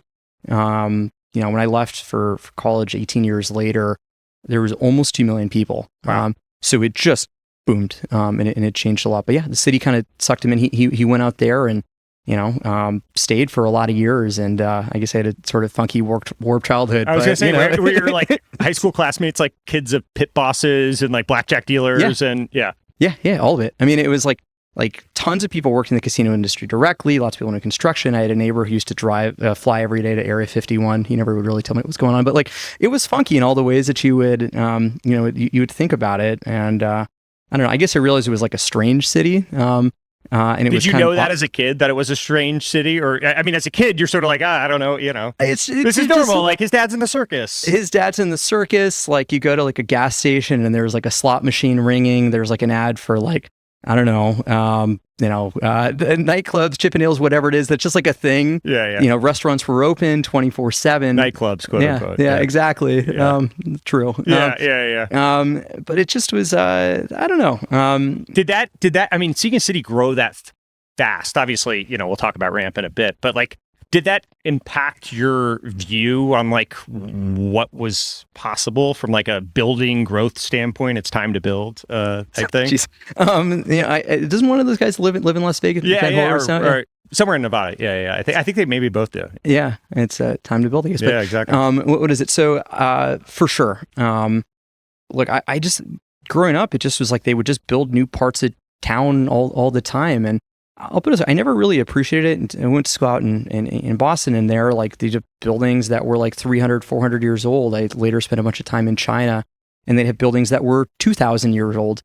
My idea of an old building in Las Vegas was like 30 years old, 40 years, was like ancient, like the old city hall. There was nothing quite like it. And it just was a place too where when you have those kind of time horizons, the people who built these things were still alive. Yeah. The city was built by other people, and it was very different than kind of the East Coaster sort of friends that they'd meet later, where the view of the world was, this is the world, you live in it, go get like a high paying job and do stuff. Where I think for me, I never appreciated at the time what you did was just build new stuff, build new parts of town, build new businesses. And I think I feel really lucky for that. Yeah, no, it's super cool. So then you, that school in Boston, it was nice of you to not say Cambridge. So you went to Harvard and you majored in Chinese there? Econ and Mandarin was a secondary. Mandarin, got it. And what was that? I mean, that was a popular, it still is a very popular language, but a popular field of study around them. But what was your thought process then? I mean, it just was so different than anything. Like I growing up, I never was great at languages. My Spanish is like fine. Really? It's okay, yeah. But it just was one of these things where I was like, all right, I'm at Harvard. They take 4 people a year from Nevada. Like maybe I should learn something I could never learn before. And that's wild because like there's no derivative really elements of like the English language that tie to Chinese. Like Spanish is much closer and easier to learn. And you're like, hey, I'm going to go dive in and do this. Why not? Yeah. Basically, I mean, there was funny things too. I mean, so I showed up in 2008. The Olympics had just happened. The Vegas casinos, people I was close with, they were opening things out in Macau. It just seemed, everyone at the time was talking about this was like the next giant economy you had to know about. And I thought, okay, like I'm going to do it. I'm going to go learn it. And it was fascinating for a lot of years. I actually thought I would spend my whole career out there. I ended up living in China for almost 2 years across, I guess, 10, 12 trips. Before never, I think I'd only gone to Canada once. And so it just was kind of a fun time to be out there. Obviously not there today, but it was, I enjoyed it a lot because I think even what Las Vegas was doing, you'd meet people who said they grew up in like a village out in China. You're like, wow, how many people live there? And they're like 3 million. And so you'd find sort of just the scale of things was totally different. I liked it. I've heard you say that, like, in doing this, well, one, I need the story about debating. Yeah. So let's start there. The famous debate story. So there's a video online on YouTube where it's sort of a pastime, I think, in Asia, where they basically put foreigners on TV and they have them like debate or go on game shows or something. And so they had arranged this debate between like Harvard University and universities in England all around the world. And so there's a debate of me debating love and marriage at the age of, I think, 19 years old. So haircut was worse, didn't know what I was talking about, but it was all in Mandarin, it was all on TV, and it was sort of a fun clip. Yeah, and whatever, 12, 14 years later, you still, like... I don't know. Yeah, exactly, still, yeah. 我告诉你，如果你不爱他的话，还跟他结婚，那就是耍流氓。可是，我爱他，他不爱我，那我就吃亏了吗？吃什么亏？吃亏。Your debate, did you win? How did it actually go? So in the round that's there, was incredible 1-2. I actually lost in the finals. Yeah, I don't know. That wouldn't have impacted my investment decision, but that's. And so I heard you say that, like, being over there, you're like, hey, I'm not that special comparatively to other people that have the skill sets I have. I mean, I think you're special. But in what way? Yeah. In what way did that inform like your career decision and ultimately to leave China? Well, there was a set of things going on. So one, first, like there's quite literally there's over 1 billion people in China, and people were incredibly kind, incredibly welcoming, and it felt like wow, I'm meeting with the, people running companies at different places. This seems like the place for me. But if you really dug into it, thought about it, there was 1 billion people there who spoke perfect native Mandarin. it was unusual that I spoke Mandarin, but the reality was there was tens of millions of people in China who spoke fantastic, perfect English. And so at some level, I'm looking at if my unique skill is that I can speak Mandarin, and actually it's not that unique. Like, is that really so unique? Am I actually so special? And this was, other than maybe you and my mom and a few other people. Yeah. I mean, it's just like not really statistically. Yeah, and I think a lot of investors do. But yeah, we'll keep safe. I guess for me the question was like, all right, I'm about to start my career. Could I actually pick up something that was different? And I guess at the time, my hometown, Vegas, had gone through like a lot of hard times, a financial crisis, all kinds of issues with housing. And I felt that in China, they were growing GDP through investment. It was growing like 20% a year, but the actual economy was growing like 6-8% per year. And that was disconnected. And the question was, okay, well, would there be a debt crisis somewhere in the future? And maybe by that time, I could speak Mandarin, but I could have experience of that. Maybe I should go learn it. And so I ended up starting my career in financial restructuring. I had this like harebrained scheme of like, in a decade, I'll come back and it'll be ready. And it turned out there is more distress, but I'm not there. I definitely don't have the right skills for it, but it ended up pulling me back to the States. Yeah. So you were doing corporate restructuring, which I assume is as sexy as it sounds. It's now in vogue too. Yeah, I guess, give us a few months and it's going to be really, really sexy. So take me to that path to starting Paribus, your first company. Yeah. So I was working in Midtown. I think it was like it was an amazing day if one day per month you could like leave the office when it was still sunny. Yep. So just was working a lot of hours, but I stumbled into, I guess it was two things. One, I had like more than, a few dollars of disposable income. I thought back to my first job was at an Express. I sold t-shirts and jeans off the strip. And I remember it was this constant sales culture, where on Saturday it'd be 20% off, on Tuesday it'd be 40% off. You had, some people who'd come in on Tuesday say, I want the difference. Others who you made money because people didn't know. I always thought that was weird. But then later, once I had a little bit more to spend, it started happening. You'd buy a TV, and if you're Spartan, apartment, and the price would change. And there was kind of one moment when a group of us went on a trip, booked it the next day. A girl wanted to join. We saw that the price was like $100 or different. It was over $1,000 across all of it. And I just was sitting there. I was like, this is really frustrating. And so I found that the airline would refund the difference if you asked. I had taken a little bit of computer science in college, and it was a slow day at work, thankfully. And I just sat there and I was like, gosh, I wish there was software that told me this. Like, there should be some way to track it, and then maybe you could just tell me, or maybe could it contact the store? Could it do this automatically? And just kept pulling at that thread. And I went over that night to my friend Kareem's house. Kareem became the co-founder of Paribus and co-founder now of Ramp as well. We just thought, what if there was software that would help you get that discount difference in price automatically? And so a little bit wandering, but it came from just experiences, my first job, to things that I just had enough time in the day to notice and do something about. And so how did it work? I mean, you guys got to, were you on Good Morning America, or you were on something, Today Show or one of those, right? So take me through, I mean, it was a very fast, you went through the full startup cycle in like 24 months or something, right? It was slow to fast. Yeah. So first, that happened, that moment when I went over to Kareem's, we were talking about it. It was probably back in 2013 that we're kind of onto it. And so for like the better part of a year, we just, we're trying to figure out, like, is this real? And you quit your job to do this? After almost a year, we did. So 12 months mucking around, and then... Yeah, basically. And we were lucky. I think Amazon went from changing like a few 100,000 prices per day to tens of millions per day over that time period. And so some of it was luck, but we'd figured out, okay, you could build like a small email app that's where receipts lived. You could figure out. And so the premise of Paribus was, it was a Gmail, Yahoo, whatever app, where you link your email, we track the receipts, the prices of what you bought. And if you were eligible for a discount, we'd actually, software would write a note to the retailer would refund you the difference, and we charged a cut. And so we basically tinkered for a year until it was real. Like, prices were changing all the time. You could make it that easy. You could just write it with software and do it with no human intervention. And the market was large. And so after a year, we left our jobs, we worked on the side, and then we launched the product in May of 2015. It just took off. Within a year, we had almost 1 million customers. We were on Good Morning America, the Today Show, CNN, all kinds of different outlets, some multiple times. We a complicated history. We got a pretty life-changing offer from Capital One. Essentially, I think it was like a year after launching publicly. And how many people were on the team at this point? 15 maybe. Yeah. And I think we sold raised a couple $1 million. $2 million. You know, and went through YC, right? Yeah. Yeah.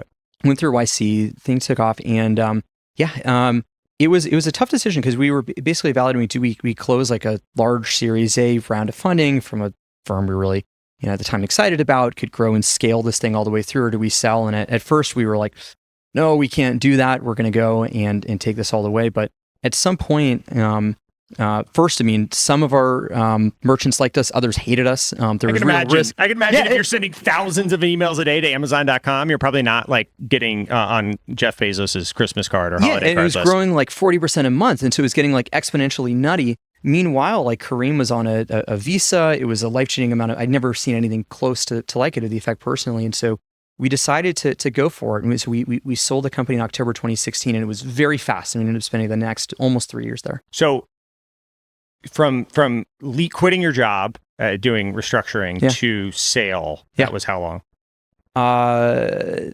2 years, just under. Okay, got it. Well, and you stayed at Capital One for how long? Actually longer than Paribus was independent for. So we left in February of 2019. Wow. Interesting. And so then you left February 2019, and take me to Ramp. Yeah. So that in-between period was where it all came together. I mean, so our job at Capital One was save people money. And so we spent a lot of times turning data into savings. It sort of was the predecessor to a lot of the activity now, which is bundled under Capital One Shopping. But could we build software that helped people either spend less upfront after the purchase? And we felt like we were just scratching the surface of what we could do. And was this all through, was Paribus actually integrated within Capital One's, or did they sort of take the lessons you learned and throw it out and be like, hey, go work on this stuff? That was, so we were really lucky. They'd gone through enough acquisitions that were like a bit funky, put things in like cost centers versus parts of the group with the P&L, that they actually put us in the credit card division. And they gave us a full year before really any integration in a deep way to say, go scale this, get your bearings, spend time with it, and think about how these things can come together, and going down back and forth to McLean once a month to figure out how this would come. But a lot of it was actually this weird email savings group operating with the support of a large P&L. The second year was bringing it together, and then at the beginning of the third, we acquired this company called Wikibuy, which became the backbone of Capital One Shopping. A year later, PayPal bought Honey. There's a whole suite of services around helping people save before, during, and after they shop. But a lot of it was around savings. And then we were right in the heart of the card business. And the thing that was wild was, one, we got to see like, why is Capital One so profitable? What makes the credit card business great? And it is an amazing business. And people were thinking about things that you would expect, like how do you grow purchase volume? How do you grow revenue? How do you reduce or increase net interest margin, reduce the cost of rewards? And in my job, I would just call up customers and I ask them, do you want points, cash back, something different? And it was really misaligned. A lot of customers were actually looking for more in their bank account, not more points. What was many customers, if you could actually just help them spend less, it would help them first get more of what they were looking for. And could you actually stop competing on price, stop competing on the cost of rewards, and instead compete on value? And so we just got obsessed with this idea of, what if there was a card and software that could help people spend less? And so I guess what led to Ramp was just too many months of just kind of thinking and obsessing over it, combined with things that were happening in the market that made it possible to actually start a new credit card company in a way that just wasn't possible for 30 years. And so we, after we ended up spending 6 months transitioning the team, making sure it's a good spot, February 2019 left, and in March, so about 3 years and almost 3 months ago, incorporated the company. And it's just, learned a lot of things along the way. We thought the be-all, end-all was saving people money. It turned out saving companies time was much more important than we appreciated too. But we still think we're the first and only credit card company that actually measures ourselves by how much money have we put back into our customer bank account, that actually measures how much time have we saved, which is very different than most people are thinking about what cool lounges can they open up, how can they get you to spend more on the points programs and devalue them in the background. And Yeah. I don't know. It's helped us grow quickly. Yeah. Well, who knows? Maybe you'll get a cafe one day. But so maybe you touched on this earlier, but you were working on a blog post thing about like the underlying infrastructure and the enablement that's allowed fintech companies to exist today. I think it's a really interesting thread. As you were sort of within Capital One, you were watching some of these play out. Would love to maybe tell me about what you think has happened in the last, 15 years, 12 years, whatever it's been, that's enabled the success of folks like yourself, as well as, other companies in the fintech space to really succeed. Well, I mean, first, it just was like so striking to us when we got to Capital One. It just felt like this crazy anomaly where this product that has had a very similar form factor, like the credit card that we use is quite similar to the card maybe parents might use 30 years back, super profitable and has an innovation. Is like, how could that be? How could that market to exist with no new entrants for a long period of time? And as we started digging into it, a lot of it had to do with, first, if you were going to issue a financial product in the US and move cards, move credit cards, you needed to be an FDIC insured bank. And the cost of starting one of these banks, buying one of these banks was incredibly hard from a regulatory and time perspective, and cost prohibitive was one. And so I think one of the first things that changed actually came out of the financial crisis. A lot came out of the Durbin Act, in part to help prevent banks which had been consolidating, buying up small banks, and stop the too big to fail problem.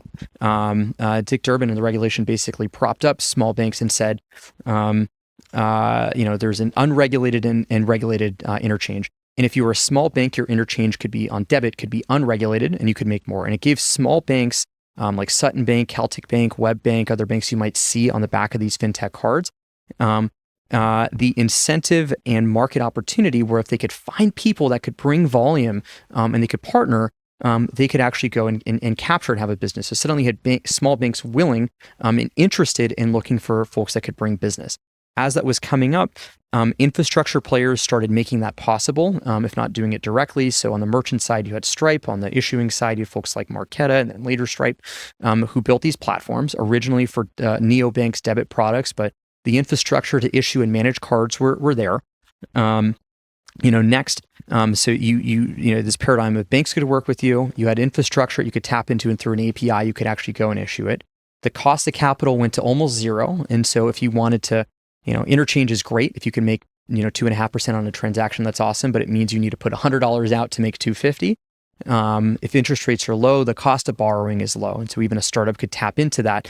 And last, I think you could tap into underwriting data too. The proliferation of things like Plaid, Finicity, things like that meant you could underwrite not someone's credit history, but that this company raised $10 million. It's probably fine to give them $500,000 in credit for 30 days. And so all these things lock together in sequence. And so we were just looking at this, which is like you've got this space that's very lucrative, that has had almost no product innovation. Suddenly the pieces fell that if you worked with the right partner, you could issue cards out. And by the way, you could do this. I think we had our first card transaction within 50 days of incorporation. And so you could not only go after a clear product, but lock the pieces in place from a market perspective to go and build ramp. And that's what allowed us, I think, by when we launched February of 2020, to be supporting large businesses, some spending millions of dollars per month, and rocket so quickly. I think it just was a market that was waiting and needed this different way of building. Yeah, it's fascinating. I mean, everyone bitches and moans about like regulatory capture and government bureaucracy and all that, but like, preventing things like the global financial crisis from occurring again, ideally. And two, I mean, this sort of had some unintended benefits as well around, I don't think Dick Durbin was thinking through the fintech element of how this is going to be enablement, but it has. I mean, Jamie Dimon bitches about it today about like the interchange rates and what they can do versus what these up and coming banks can do and all that stuff. And so I don't know, it's kind of worked in some ways, and I think it's probably a good thing that some of these banks have been capped in terms of what they can do. I mean, I just think in general, we want to make things that are so good, it's hard for folks to compete. I think competition is good. Yeah. I think it forces people who are building things to be better, to push it. So Ramp, how do you describe what Ramp does today? Yeah, it's I think so too, but here's how we think about it. It's so we think about it as a finance automation platform. So we offer the fastest growing corporate card today in the US. We have built-in expense management software, deep accounting integrations, bill payments, and all of these products have been designed with the focus of helping businesses reduce the amount of dollars they're spending on their services and reduce the amount of time that it takes to close their books. And so I think like a shorthand is like, imagine you could get all the capabilities and more of, let's say, an American Express, of, let's say, an Expensify, a Concur, a Bill.com, all wrapped into one. On top of it, you're getting insights regularly that will show you and your employees ways to get better prices on things you're already doing, but also just a better design and little subtle things like on a, let's say something like a Concur or an Expensify, employees might turn receipts in days to weeks after. I think on one of the platforms, it's 3 to 4 weeks after is the average time between purchase to receipt. On Ramp, because we're processing the credit card transaction, businesses can set rules. We can approve or deny based on your actual expense policy, and we collect the average receipts in 30 minutes. And so it just makes companies work a lot more efficiently. We also connect to 100 different sets of, whether it's HRIS, productivity software, but it's really about making the workflow of where companies are spending money simpler, more efficient, and automated, and trying to take steps away so companies can be more efficient. So maybe a little bit more long-winded, but hopefully gives you the breadth. It's helpful. I always give the example of like, hey, I think if you were to start from scratch, you would integrate all of these things together, right? And I always say like all your non-payroll spend should be on Ramp. And the example I'll give to people of like how obvious this is I'm at a restaurant, I'm taking Eric out to dinner, right? And we have a rule, if I spend my Ramp card over $100, I need a note attached to it, and I need the receipt as well, right? And so the second that card gets swiped, one, it either gets approved or denied. But thankfully, after talking to my finance department, they now approve my stuff. And then I get an immediate text message, and that text message goes to my phone. I take a picture of the receipt and add dinner with Eric Glyman, and then I press send and it's done. The receipt's in there, and it's just the integration of all this stuff together that I really like, and in using it, I don't know, it's made our finance department's team, our life's a lot better. But yeah, actually using it in the wild, it was counterintuitive to me. I made the joke about like not wanting to invest in a corporate credit card, which is true until I realized that like it was actually kind of a software company, and corporate card was the wedge within this, right? Exactly it. I mean, the card, like we were processing transactions in 50 days. Like there's complexities around underwriting, but that's not the hard part. The hard part is really trying to figure out, like in these companies, it's not like I need another card. They might have like, 3 or 4. They've been pitched on like 100 of these things.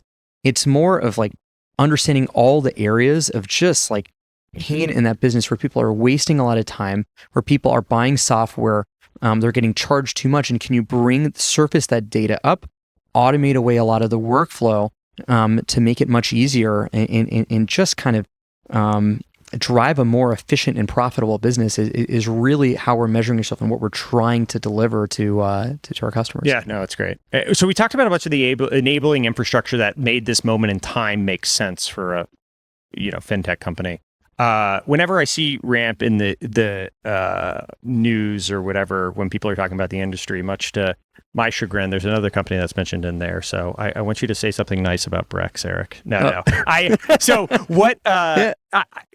How do you position? Because that's always the question I get. Is like, okay, how is this different than Brex? And I think now people have started to understand it a little bit more. But how would you, if in an RFP process, right? Let's give you a little bit of a commercial here. But like, what would you say that you specifically focus on? Because they've continued to evolve some of their stuff, and we can say, where inspiration came from. We can debate that, but they've continued to evolve. And how do you position yourself versus your largest venture-backed company that, probably buys AdWords against you? Yeah. So a couple of things. I mean, first, I think a lot of it comes down to like, you can see the history of what are these companies about and how do they really orient. I think if you go back to even 2020, when what we were doing publicly launched, this orientation, the first moniker was this credit card designed to help you spend less. And I think at the time, it was about, what you would find on the way back machine, 7x points on ride shares, 3x points on this, 2x, which was a product of the time. I mean, WeWork and Uber were still all the rage, and it was very much about access. Whereas Ramp, I think, has singularly and always been really about, we are aligning our incentives with your bottom line. We're trying to help you spend less money, spend less time. And so first, it's philosophical, but beyond it, we backups too. We've helped companies spend $135 million less, automate away a ton of work. But I think the bigger part of it now is there's a much richer set of integrations. We integrate with far more software. The quality of the integrations, like for example, let's say you're a company integrating to NetSuite, which if we're going head to head and there's an RFP, you might see this, maybe it's a later stage company. Not only do we handle two-way syncs, but we'll handle multiple entities in the US, abroad, internationally. You can automatically code at a level where essentially you can achieve 80% of your accounting is actually done through software. And it even replaces things. So for example, one of the subtleties with let's say Brex would be you still would need, let's say, an Expensify or Concur on top of it. With Ramp, it replaces all the way through and you get a lot of efficiencies. So some of this is more sophistication, some of it's more alignment and capability. But it has to do with really the spend management. What I'd say is they focus a lot on their banking products. They've focused on, I think, some financial planning. I think that they made different choices in trying to go more horizontal for very early stage companies. I think, I think that there's a very powerful set, and I think that I think highly of them. I think it's good to think highly of other folks. Yeah, I mean that was very gracious of you. Thank you. And I think that the cash-based underwriting recognition that they had early on, I think was a great insight, right? And I sort of go back to, I think companies are often, their foundational DNA is sort of established early on and how they operate and the decisions they make and the culture and the people they bring on and all of that stuff. And I was always attracted to your business because you're a software company at the end of the day. And I think at times they've had elements of being a financial service business as well, right? I think at one point they were going to get their banking license. I'm not sure if they did around that. So there's certainly the rewards versus cashback philosophy, but then there's, there's some elements of the product suite you build out. And I'm sure my friends that are invested in Brex would yell at me for saying that, but I do think of it as more of a financial service business rather than you guys are more of a software company, even though you both monetize in a similar way. I mean, I think they would say that too. Yeah. And I think if you look at the history of what's been said publicly to even, independent board members where they're trying to go and pull to even, decisions, I think that we've made a lot of decisions in our history that are focused on unambiguous and clear and strong, we've higher cashback. Our cashback in our rewards program is more. We've done the math. It is much more valuable for businesses, and we've done it at the expense of margin. There's been areas where I think that they've tried to have deposits on hand for different benefit for go compete. I think trying to be a business neobank at one point was part of their pitch, and I think there's a lot of worlds that make sense. We just have a view of, we think that there is room for a truly great product and engineering driven organization that's really thinking about almost more of the workflows. What are the causes of waste and how can you keep shifting new software day in, day out that chips away, that helps companies be more efficient? And that's a view of the world that we're excited about. And I think that's had influence in the industry. I think if you look at the content of what are people marketing, that's moved, more and more folks are moving to that vision. And we're excited to keep doing what we're doing and competing. I made a joke one time online that how hard is it to set product direction for 4 different companies? And a bunch of different VCs got very mad at me for that joke because they were all investors and competitors. And the joke was that they were all copying Ramp. And a lot of my friends did not love that joke. So second time doing this as a founder CEO, second time doing it with Gleman as well. Anything you're doing very purposefully and specifically different than what you did with Paribus? I'm sure there's 1,000 things you're doing differently, but like any specific things you've internalized from the past experience that's super helpful? Totally. I mean, I think when we talked about the start of like this process of leaving, but and starting Paribus, but we had I think our business plan, we had saved up something like 50 grand and like moved to Williamsburg when it was still like not that expensive and grew mustaches, and like that was our business plan. This is and, at Paribus, by this the way. was at Paribus, right? You like, were not moving to the same place in Williamsburg. After, definitely not. And it was like, all right, every dollar counts. We don't have a lot of time, and we need to produce something or shut it down. And Kareem was on a visa. He had 6 months to get sponsorship or some way, or he was out. And so it was all, just as the company was about cutting costs then, it was all about making every dollar really last. So a scarcity mindset was a lot of it. The next time around, we'd had a sale. We were able to start this company with our own funding at the start before we'd even raise externally. And so much more of the mindset on the second time around was not about all the things that could go wrong and preventing it, but more about what could really go right in surprising ways. I think with some of the first, at Paribus, there were some people who just had outsized impact. And so this idea that recruiting and the first 10 people that you hire and hiring itself as being the be all end all was a way bigger part of what we did at Ramp. And I think Keith Verboy, one of our board members, has this concept of central casting. This idea of, let's say you're a producer and you're trying to make some new movie, maybe Top Gun, you're like, oh, we got to have Tom Cruise and we'll have this actor and that, and suddenly you do it, and just with the right kind of set of people around the table, you've got a whole movie on your hands and things are right. And the reason that's important is later, I think a lot of startups and company building becomes, how can you hire enough people in the right roles? You're changing all the time. Can you attract people? And one of the first things that people do is they go on your LinkedIn and they see who else is at the company. And if it's like an okay crew, people can get less excited, or if it's extraordinary, people say, what can I do to actually get there?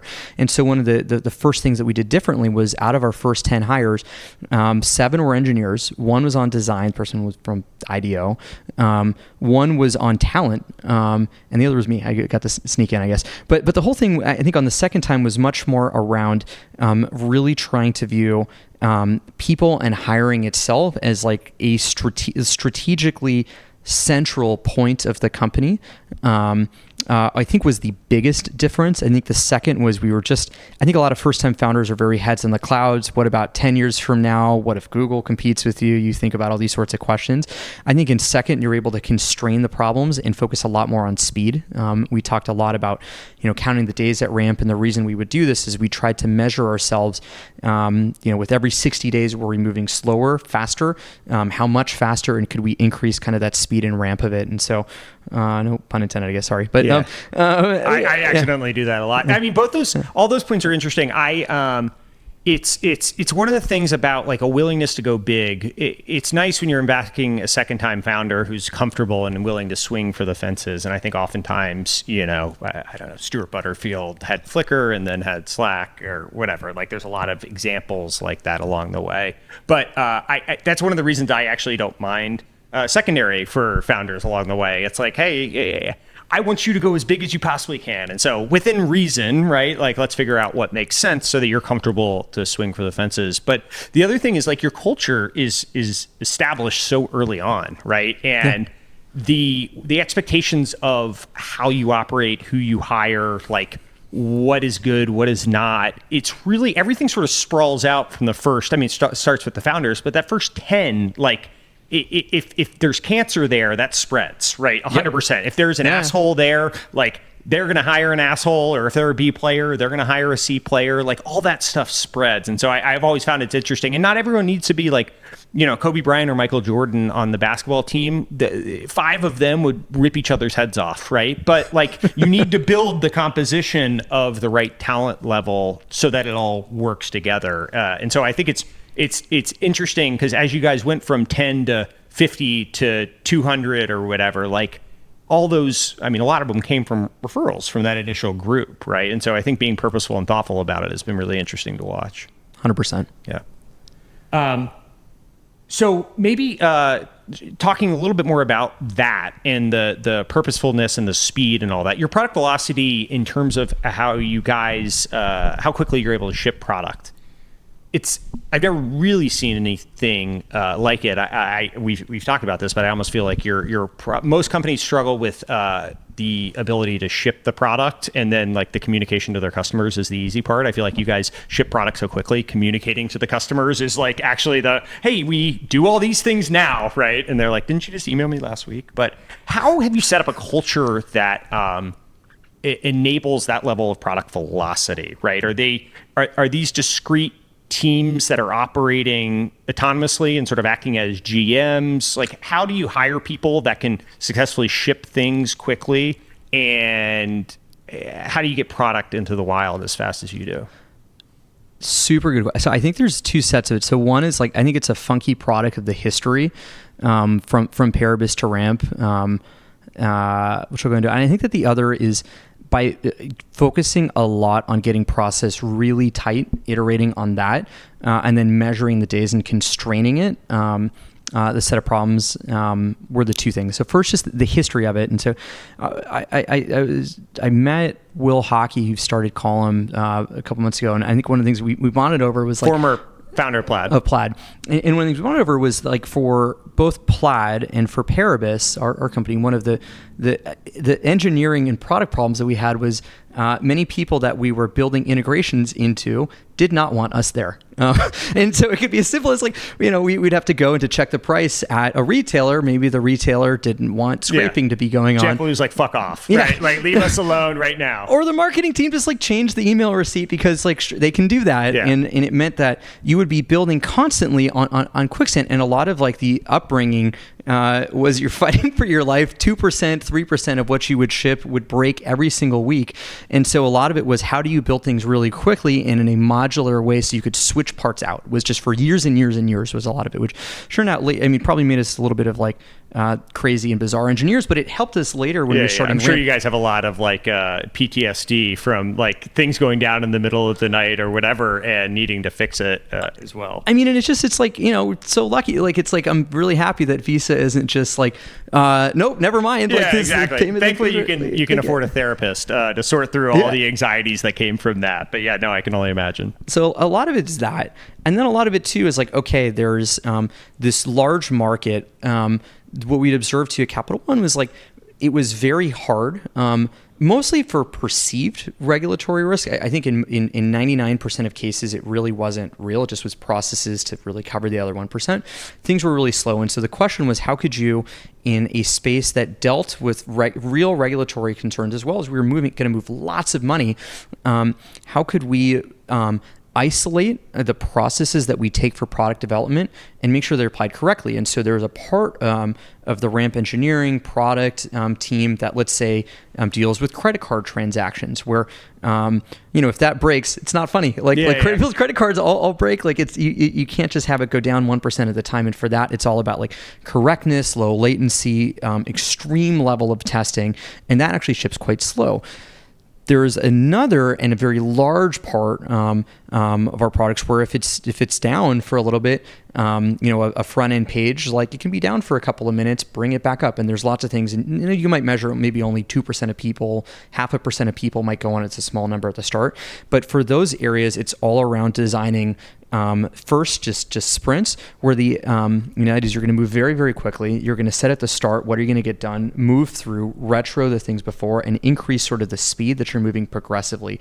And we try to have most of our engineering, and especially the things that we're building in-house and not relying on APIs for, really move super rapidly. And that's what allows us to just spin up not just cards, bill payments, expense management, and really replace full sets of what at other companies are full products or companies with just add-ons.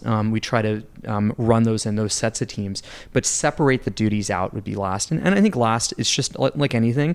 The more you can set standards around process and then tweak what works progressively, that works. So obviously you were baptized. I always joke that like B2B is easy mode compared to being a consumer app team. Like people get very, very mad at you. B2B customers are like, I'm going to churn in 3 months. Consumer customers are like, what the fuck are you doing? Like whatever, I'm trying to get on this flight and you messed this up. So no, that all makes sense. And then setting the process and expectations, and some things can go fast, some things don't. What about from a team standpoint? Like how do you actually delegate the responsibilities of these things? I mean, Ramp's a very integrated product, but has modular elements of it, and not everyone's buying 100% of all those things. And so do you have GMs that sort of own and operate autonomously?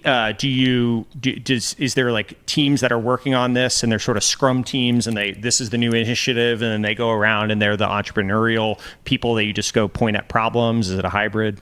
I mean, so the first time around with Paribus, engineering sat with Kareem and Gene. Marketing and product sat with me. Design. And I think one of the best things that we did this time was actually flip it. And so with Ramp, Kareem oversees the majority of the headcount by a lot of engineering, of product, of design, and data science. And the way that we think about it is things of structure, things that are being repeated multiple times over are going to sort of multiply out and cascade throughout the product suite. Put these together and have folks essentially work in pods. And I think that the complexity of this has grown over time, but in general, even against it, where at the start it might have been effectively one team, a few different threads, but effectively very, one or a few very small teams, to now multiple teams where it either could be, one person on product, maybe, 6 engineers, maybe one person on design. There's rough ratios, and depending on the certain group that you're in. And effectively, we have backlogs. The nice thing about being in B2B is customers will tell you, if you just ship this, we'll use it. And so you can actually quantify, against all the different needs, have a long backlog and prioritize what takes a small amount of work, unlocks a lot of spend, simple feature that unlocks lots of future things. And we try to build like a car, not a faster horse kind of a thing. Effectively, cascade and run it against it. And so the structure has evolved over time, but I think one of the best things we did this time was keeping the people who were functionally building.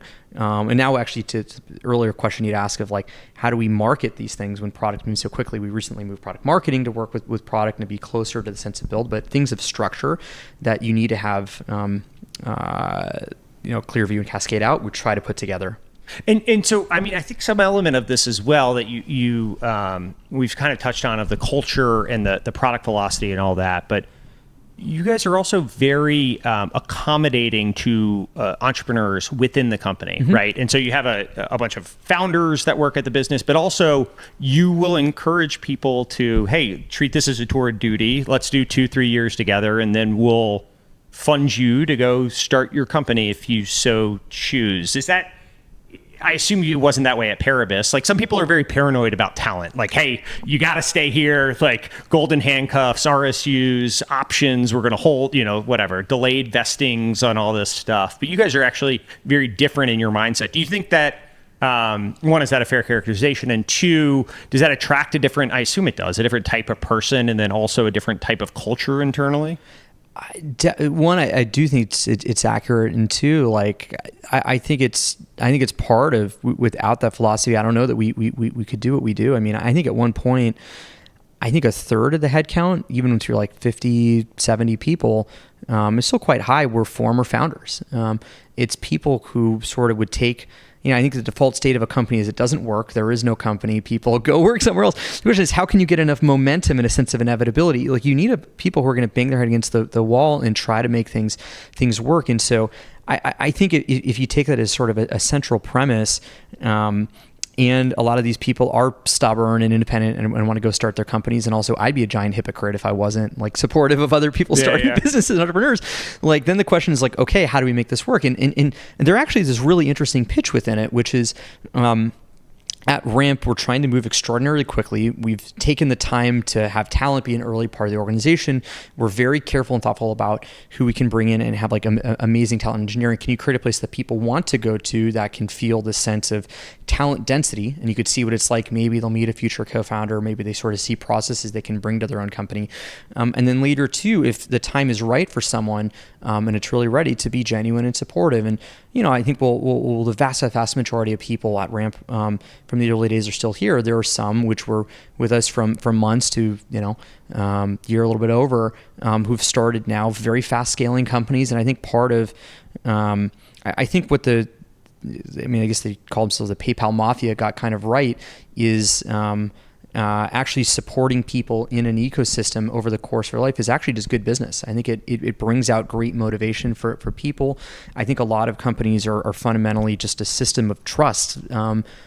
People who want to work together to build a great company. And if you're sincere in that, hopefully it lasts together for a very, very long time. But if people are already being there too, like I think you can't get real commitment without that, honestly. Yeah.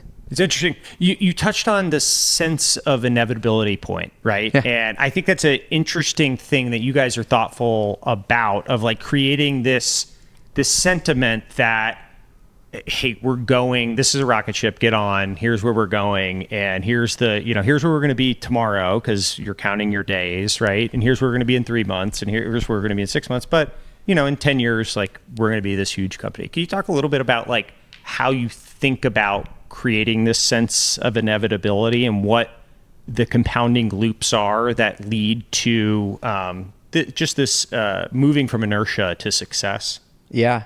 So one, it's like, why do people work at these name brand companies anyway? Like, why do people work in some large consultancy or large bank? And, when you look at these things at some point, like this was some person's startup company or some amalgamation of different corporates Totally. together. Vegas had 200,000 people, and Capital One was started from scratch. And yeah. And like, exactly. And why did Vegas grow? Because it was growing. Like, why do people go to IBM? Because, well, IBM is growing because it feels safe. And I think that if you're trying to endeavor to build something that is going to be for the business plan to work, a large part of the industry, a product that is ubiquitous, the question is like, well, how do you create faith in this new system of the sense of like, this is going to work? And that evolves at different phases. I think early on, it might be, is this large market? Is this a real problem? Is there some unique insight?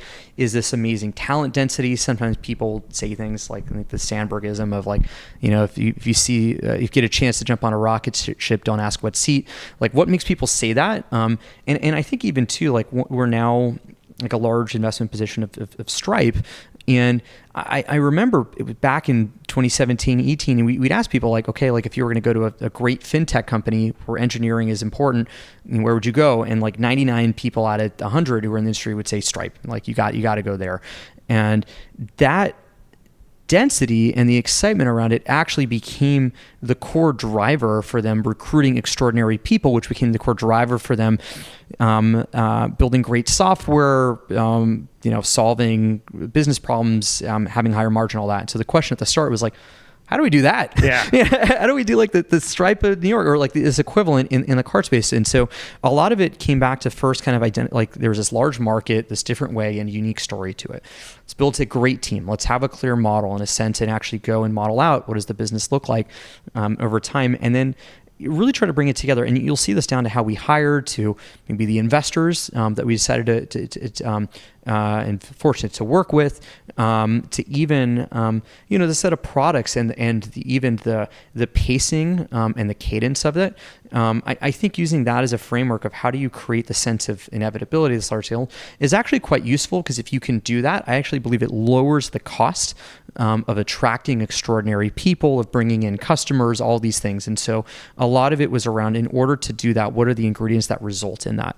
Yeah, no, it's, if you can get that flywheel spinning, it's the reason you go to Harvard, right? It's the reason people go work at Stripe. It's like, I would imagine that the education you can get at Harvard, like there's other places, those books exist, right? Yeah. But like the association with it, the credibility of having gone there, the people you'll meet, all of that is, worth its weight in Bitcoin, as the case may be. No, it's a fascinating, it's a fascinating thing. You touched on fundraising as a part of that, and the investors you bring in and all that. I think the company's been started and kind of existed up until the last couple of months in one of the all-time boom markets that have existed. I think you have uniquely had a level of pursuit from both because of your success, because of this sense of inevitability, because I think the pursuit of ramp from an investor standpoint, I know me personally, is it's unparalleled from that vantage point. But maybe you've also been thoughtful about the round construction and who to bring in and how to actually make that work. Can you talk a little bit about that and like how you thought through your investor base besides, people with great podcasts and all that stuff, but what were some of the other criteria? So I think a lot of it, so now I think just with the growth of the venture industry and also the angel community, it comes back to just like the first, I think even half a year of the company, where before, we did our first transaction within 50 days. I think we brought on our first customer before in 5 months, 6 months, something like that. But even before all of that, we were talking to lots of different finance teams, angels, different people. And we said, here's our idea. We want to have a card that's designed to help people spend less.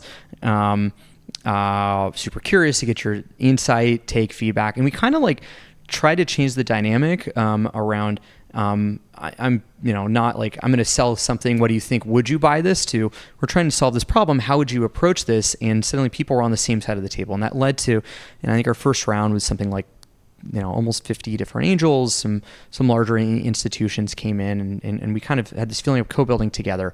And this idea was, okay, well, they're a part of it. They want to have a small piece. And we try to have a more collaborative approach in how we sort of sourced our ideas. It turned out it led to lots of people who are willing and wanted to become customers, wanted to invest and wanted to talk about it. As we started going out into later rounds and wanted to fundraise, we tried to keep that approach. We would, in the same way, it wasn't transactional. It wasn't like, I have to do this round, let me pitch everybody down Sand Hill Road and see what happens, where to get the highest price. We tried to, go collaboratively, and we would have, we'd get interest and we would bring the price down, sell less. And so in a way, it allowed for employees, for future people who joined, and for the company to preserve more ownership, but also for investors to be a part of it. And when you think about, what are the I'm curious how you felt about it too, but like, what are the needs of like the GP or different partners on the other side? You could say actually it was really tough to get into a deal, and the price was very attractive. Could you make sure there was a win involved for everyone on the way through? And then because of the multiple round part of it, because we did smaller parts of the company that we're selling, we could do more rounds and kind of price more efficiently. But more than that, as we built real relationships, and I think the turning point and where we started working really closely together was, first it started with I think a certain small check, and then we started digging into new verticals, and you helped us figure out and crack bill payments, which is an extraordinarily fast growing part of the business. And the reason that we're working well together is, a lot of people said, how can I be helpful? The difference is you actually came back with like really informed research and like time put it together with people who joined the company and changed the trajectory. And at the next round, we could say like, we want you to be a really large part of the round. And in some ways, like, it's trying to be more efficient. I know at times it probably was uniquely frustrating because it sort of broke the norm. That's one way of putting it. Yeah. No, I will say, in honesty though, I think it was amazing, and it's different people have talked about investing in having a bunch of investors to crowd out competitors and all that, right? Which I don't know. I don't think that was your intent. I mean, maybe that was a nice byproduct. It didn't feel like that was your intent. I think what you all did or were able to do, I don't know if I would give advice to try to replicate it necessarily, in that the product market fit you had, the repeat founder element of it, the speed at which you were growing, the venture market that was when you guys were running. Like, I'm not sure. It'll be interesting to see. I'm not sure it's totally replicable, but it worked actually perfectly well, where you kept everyone, it felt like, wanting more and wanting to add more value and wanting to help and feeling like they got a good deal just because they got involved at all, right? And so let me go earn an even better deal this next go round. And so it's fascinating. I don't know if I would give it as advice to people going forward, but it worked really well, I think. Yeah. And so on the valuation point, I mean, that's another one that you guys have never taken the highest price, if I remember correctly. And so how do you think about, I mean, valuations to some extent in the private markets, you could say it's arbitrary in that it's an agreement between one investor and often, I mean, in your guys' case more, but and a founder, right, for what the price of the preferred is worth. Now, there's a bunch of implications that go into that, right? The 409A is based on it, and how options are going to get issued, and whether that GP is going to keep their job or not. Right? There's a bunch of things that go into it, but I'm okay, thank you.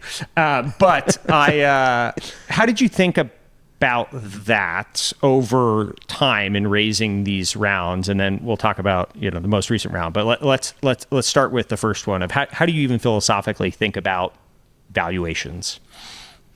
It's a super so first I think a lot of the way that people think about rounds, the first time you go through it is, I'm going to sell a part of the company that I'm never going to get back, and so I better get the highest price for as little dilution as possible. And that is the way I think 90% plus of people will fundraise. And it ties to all the old advice too about fundraising. It's go see everybody, run a process, do it in under a month, don't say more than you need to, and just see what happens and run this auction.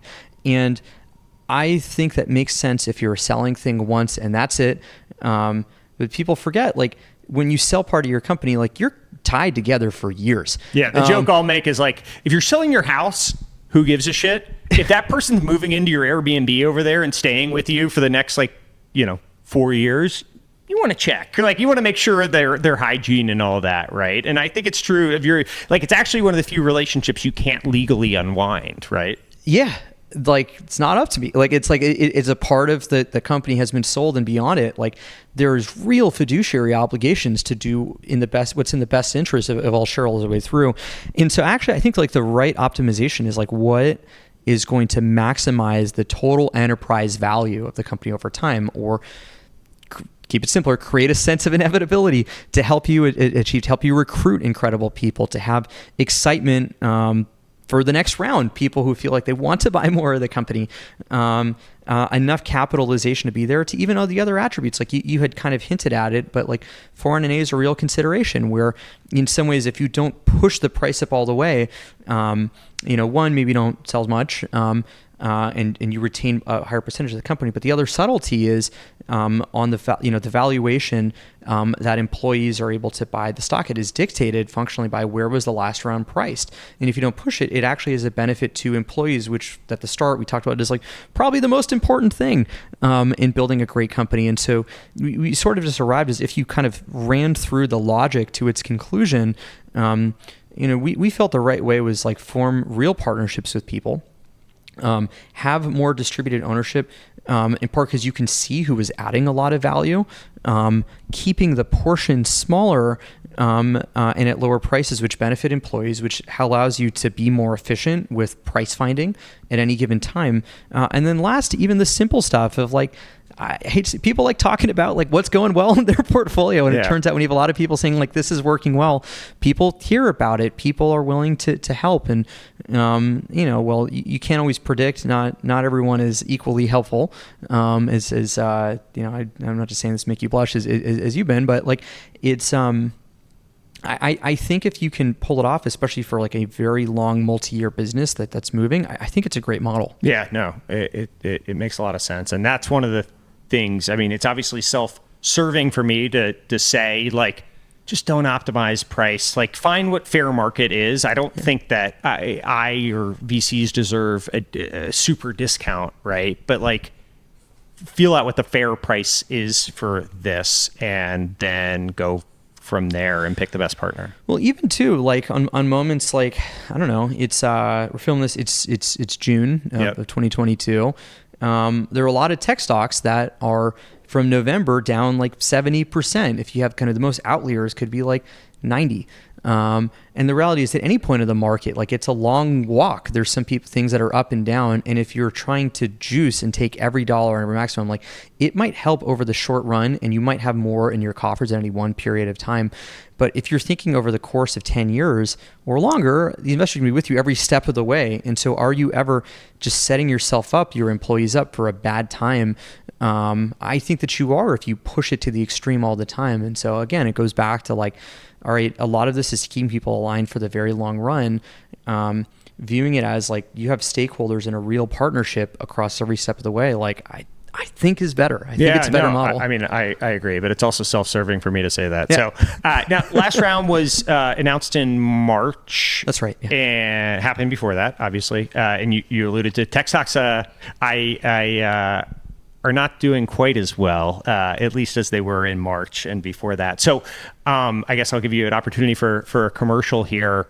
What do you say to an executive that is saying, hey, whatever, you did this round and now the market's down XYZ%, right? And to some extent, it goes back to like the arbitrariness of valuations. But what is that message that you'll say to a sophisticated executive, a sophisticated engineer who's trying to understand the valuation and justify like why I should get on this rocket ship now? Yeah, first, just to give like the ramp pitch, and then I'll give like the forget what the company does. Let's just look at its size and sort of think about it. I think first on the ramp side of this, like our core value proposition is to help companies spend less money and spend less time. It's viewing a dollar as valuable. And in a world where the cost of a dollar has gone up dramatically, the importance of making sure that you're getting a high return on it, it's never been more important. And so in many ways, like it's been a huge opportunity for Ramp. We have to be there for customers and increasingly deliver more and more value. But it's led to some of our fastest growing months, I think, since we've started during this period, because suddenly like saving is not a nice to have, it's important. So over the long run, that should help. That I think, probably safe to say lounges are nice. A glass of wine every 6 months in a lounge is a great thing. But cutting costs now when it's important and people have that scrutiny matters. But let's say it's not just Ramp. Let's say it's any kind of company. Yeah. Let's say company valued at $8 billion. And what's your how do you explain that point? Yeah. So let's take like sort of two companies. You don't know anything about the companies. One company's, let's say in November 2020, 8 billion. Let's say another company, it's at 100 billion. 2022. Or 2021. 2021. Let's say that both are in the same sector. They're trading at the same, let's say if you want to take a revenue multiple or something like that. The public company, let's say it's at, goes down to 25. Let's say you don't have a view on the company at all. You don't know anything about the cash flow behavior. It's totally opaque, and we can talk about more of that. But you say, oh, all right, well, it should move at least in line with it. 2, fine. All right. You want to take that. Now, company A, let's say, is growing at 50% per year. Now, if you're going to go and do 50% per year, maybe it's going to take 5-6 years if things totally go right. They maintain that growth rate to get back to 100. Company B, let's say, is growing 400% per year. And so the question is, one, assume that they both are equally in the same situation. Which one do you want to be at? And if the second, by the way, is not just growing faster, but has strong cash flow characteristics, is burning very little, has a large cash bank, which one do you think is going to be easier to, one, grow into it, and then later, two, by the way, grow faster? I'd argue just simply mathematically, you don't need to know anything about either company. There's a lot of advantage to the second. Beyond that, when you take a company that has almost all the capital it's ever raised, is uniquely well suited, has extraordinary product market fit, and by the way, has grown. Well, that could be the exact figures fairly dramatically. Since what I'd say is, look, I people need to pick what feels right, for them and be the right fit, not just in compensation, but in career. But I think there's actually really a unique selling point to one that's going after a very large industry. Yeah, no, and I guess the two things that you didn't hit that I think are also, maybe self-evident, but we talked about it earlier. You haven't taken the highest price along the way, right? It's not just one person that agreed to this price. It's a lot of fairly smart, take me out of the equation, but otherwise fairly smart people that agreed to invest at that price as well. And so presumably there's buffer on what the high watermark could have been, right? Also, the growth rate is far beyond, right, what anything else is. And then for employees, there usually is a buffer with the 409A as well, right? And so there should be really good upside. Now, sometimes that buffer doesn't always work out, but I feel pretty comfortable with you guys. Yeah, no, that all makes sense. So shifting gears out of the valuation discussion. So between Paribus and Ramp, you've had a lot of investors court you along the way. Any crazy stories of like what an investor has done that to try to get onto the cap table?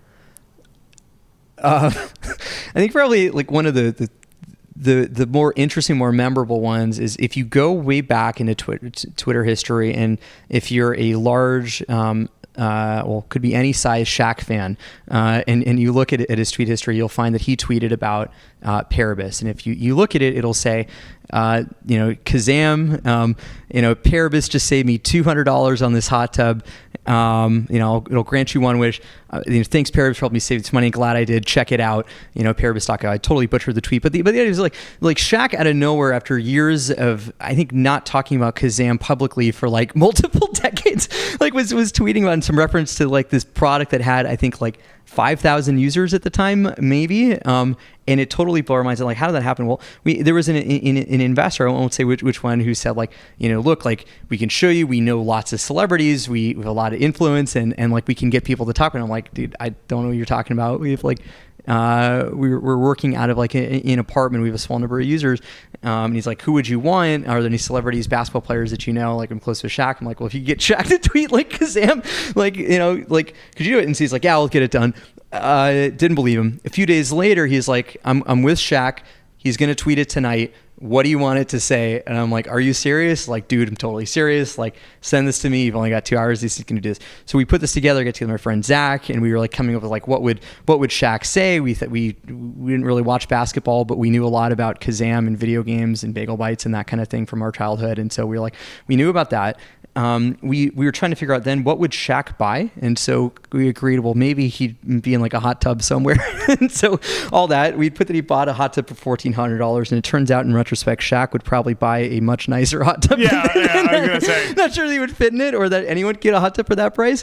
And that we'd had him save like $200 on the thing, but he posted it blew up.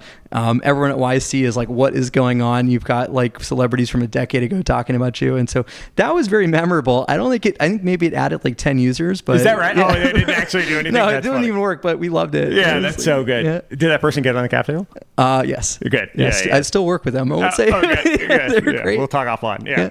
All right. So I don't know if you know this, but you deserve either credit or blame, depending on what people think, for this being a thing. We were sitting right after I hired Josh, whose nice apartment we're at right now. He's a partner at Redpoint. I had hired him from NASDAQ to come over, and part of my vision was the ability for us to do more. We were in a pretty competitive environment, right? This was, I guess, December or November of last year, trying to find ways to stand out and cut through the noise and kind of create the sense of inevitability, as you talk about, right? And so we were at Jeffrey's Grocery in the West Village getting drinks, and me and Josh, and we were sort of mapping out like the different types of things that we could do to try to stand out. And I think I probably have notes from it, like talking you through, hey, I think I'll do this podcast, and I don't know exactly what form it'll take. So depending on whether or not people think this is good, you either deserve credit or blame from it. But one of the interesting things, I guess, you have a very interesting perspective and thoughtfulness around the media, around content, around branding, and all of that. I think you're very purposeful with Ramp's brand. I've learned a lot from you about like how to think through dissemination of information, the ability to create that sense of inevitability or coolness or whatever that is. Can you talk a little bit about how you think about that as it relates to Ramp or brands in general? How do you think about the relationship that exists between companies, between branding, between media, how all those things kind of fit together? Definitely. So some of this kind of came back from the Paribus days when we really we established we had no money, we did have mustaches, but we our way of acquiring customers for the savings app was quite limited. Maybe we could get referral to work that didn't cost a lot of money and could help us get to the millions of users that we would need in order to have a workable business. Couldn't really buy ads, but we said, well, we're helping people save money. used to watch local news as a kid. It was on in Las Vegas, and I was wondering, well, how could we be on Good Morning America one day? How could we be on a local pitch? And it turned out Good Morning America did not want to hear from me. Yeah. If they were telling news, it needed to be national news. They weren't going to take a pitch. CNN was not going to go and answer an email on it. And the question was like, well, is there anyone who would? And we learned a lot from other founders, but also just in noticing there's some great books on this too. One of which, tough title, probably doesn't make me look wonderful, but is a book called Trust Me, I'm Lying by Ryan Holiday, which his job was basically how could you blow up, like it was like Tucker Max and I think American Apparel, and a lot of what that philosophy was around is it was really around this question of how could you do things that were interesting and figuring out who was actually receptive to different pitches, different levels. And it's an amazing book. After we talked about it at Jeffrey's Grocery, I went and read it, and it's fascinating. Yeah. I mean, the type of stuff he does is definitely on the line of ethics, I think, that we can talk about. Like one of the examples was he went and Tucker Max was coming to a city, and he went and graffitied the billboard himself, even though he was the PR person for Tucker Max, and then took a picture of it and said, people are so mad about this, let's send it to the local news. And so he did some stuff that was a little more ethically dubious. Good podcaster now, it seems like. But yes, it's a fascinating book about the relationship between media and brands and all that stuff. But I think the thing that was incredible about it, and the big insight, which in some ways sounds obvious when you say it, but is so different in the way people will approach telling stories, is in storytelling, it is not about like the marketing message that you have and your message and how do you get it out there. I think a lot of people are like, I need more people to hear about me. I need comms. I need to go and send this stuff out. The question is, what is actually interesting to people? Ryan maybe was more manipulative, but like the question is like who is this message actually appealing for? How could you craft that, pull that together? And so a lot of this is really trying to think through what's interesting on the other side of it. And then if you have that, can you create momentum on it? Were like the two critical insights. And so it turned out that the local reporter in Las Vegas on, that ABC 13 was not getting pitched very often, even though there was someone on staff which was like, Consumer 5 on, Consumer on Your Side, or Stretch Your Dollar, or different segments that were on real tactical ways that people could save more money that week. It was also true not just of Las Vegas, but of local affiliates in Tampa, in Topeka, Kansas, in New York, and all these places. And if you could actually think about who's actually there, what's the producer, we might have had a couple users in all these different states, maybe people were saving money. Could we have a unique way to reach out to someone who actually was interested in that story? And we started doing this. We'd reach out to people and email people in Las Vegas, and in LA, in New York, and before you knew it, there was coverage that was starting to pop up all across the country. And then later we could go, to national news and actually say, like, ABC, Good Morning America, like, we've been on 10 ABC affiliates with these segments. It's great. These are real people saving. We'd love to take this as larger thing, and you establish the real credibility. It came through, and you could kind of move through the ecosystem. And I guess there's going to be different things that resonate with different markets, but I think just being, receptive of one. At this point, if you're still with us in the podcast, it's like been over an hour. Like if most people have tuned out because maybe this isn't interesting, but hopefully we did a good enough job of actually being interesting enough to stay on.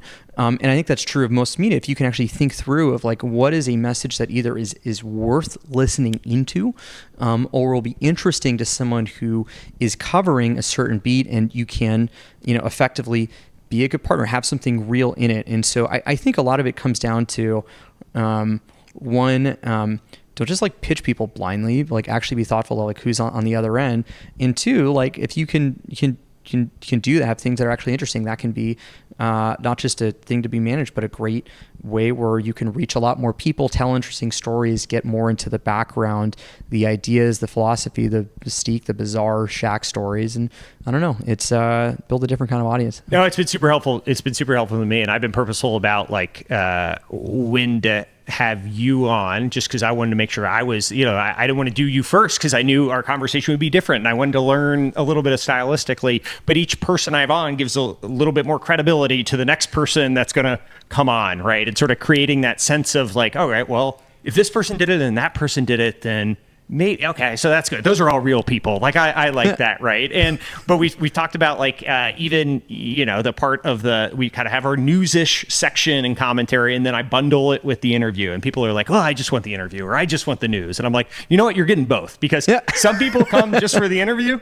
some people come just for the news. But if you can keep them together, like I think ultimately people come for they might come for the interview, the person that's going to be on, but stay for the connectivity between the two, or the personalities that are on and all that stuff. And so it's it's interesting. I mean, I give you a lot of credit both from like how Ramp's been built, as well as like at a very product level. You guys have these modular elements, right? But you integrate them together in a really nice way. But then also the branding and purposefulness and the inevitability of all that stuff. And so thanks for doing this. All that stuff is something that I've really internalized, and not that this little podcast is a business itself, but I think there's a lot of lessons that you guys have executed on that I've certainly internalized. So it's we feel super lucky to be able to work with you, and this has been a ton of fun. It's been fun seeing the podcast blow up too. Yeah. Well, good. Well, thanks for doing this, Eric. Cool. Thank you.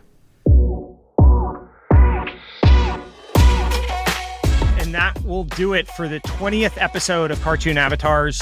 Thank you to Zach Weinberg, I guess per usual at this point, as well as Mike Dudas for putting his feet to the fire to talk through all things crypto, Web3, Bitcoin, all of that stuff. Look forward to having both of them back on soon. And then also my friend and portfolio company CEO, Eric Glyman, for telling his story. We look forward to seeing everyone here next week as well. Thanks for joining.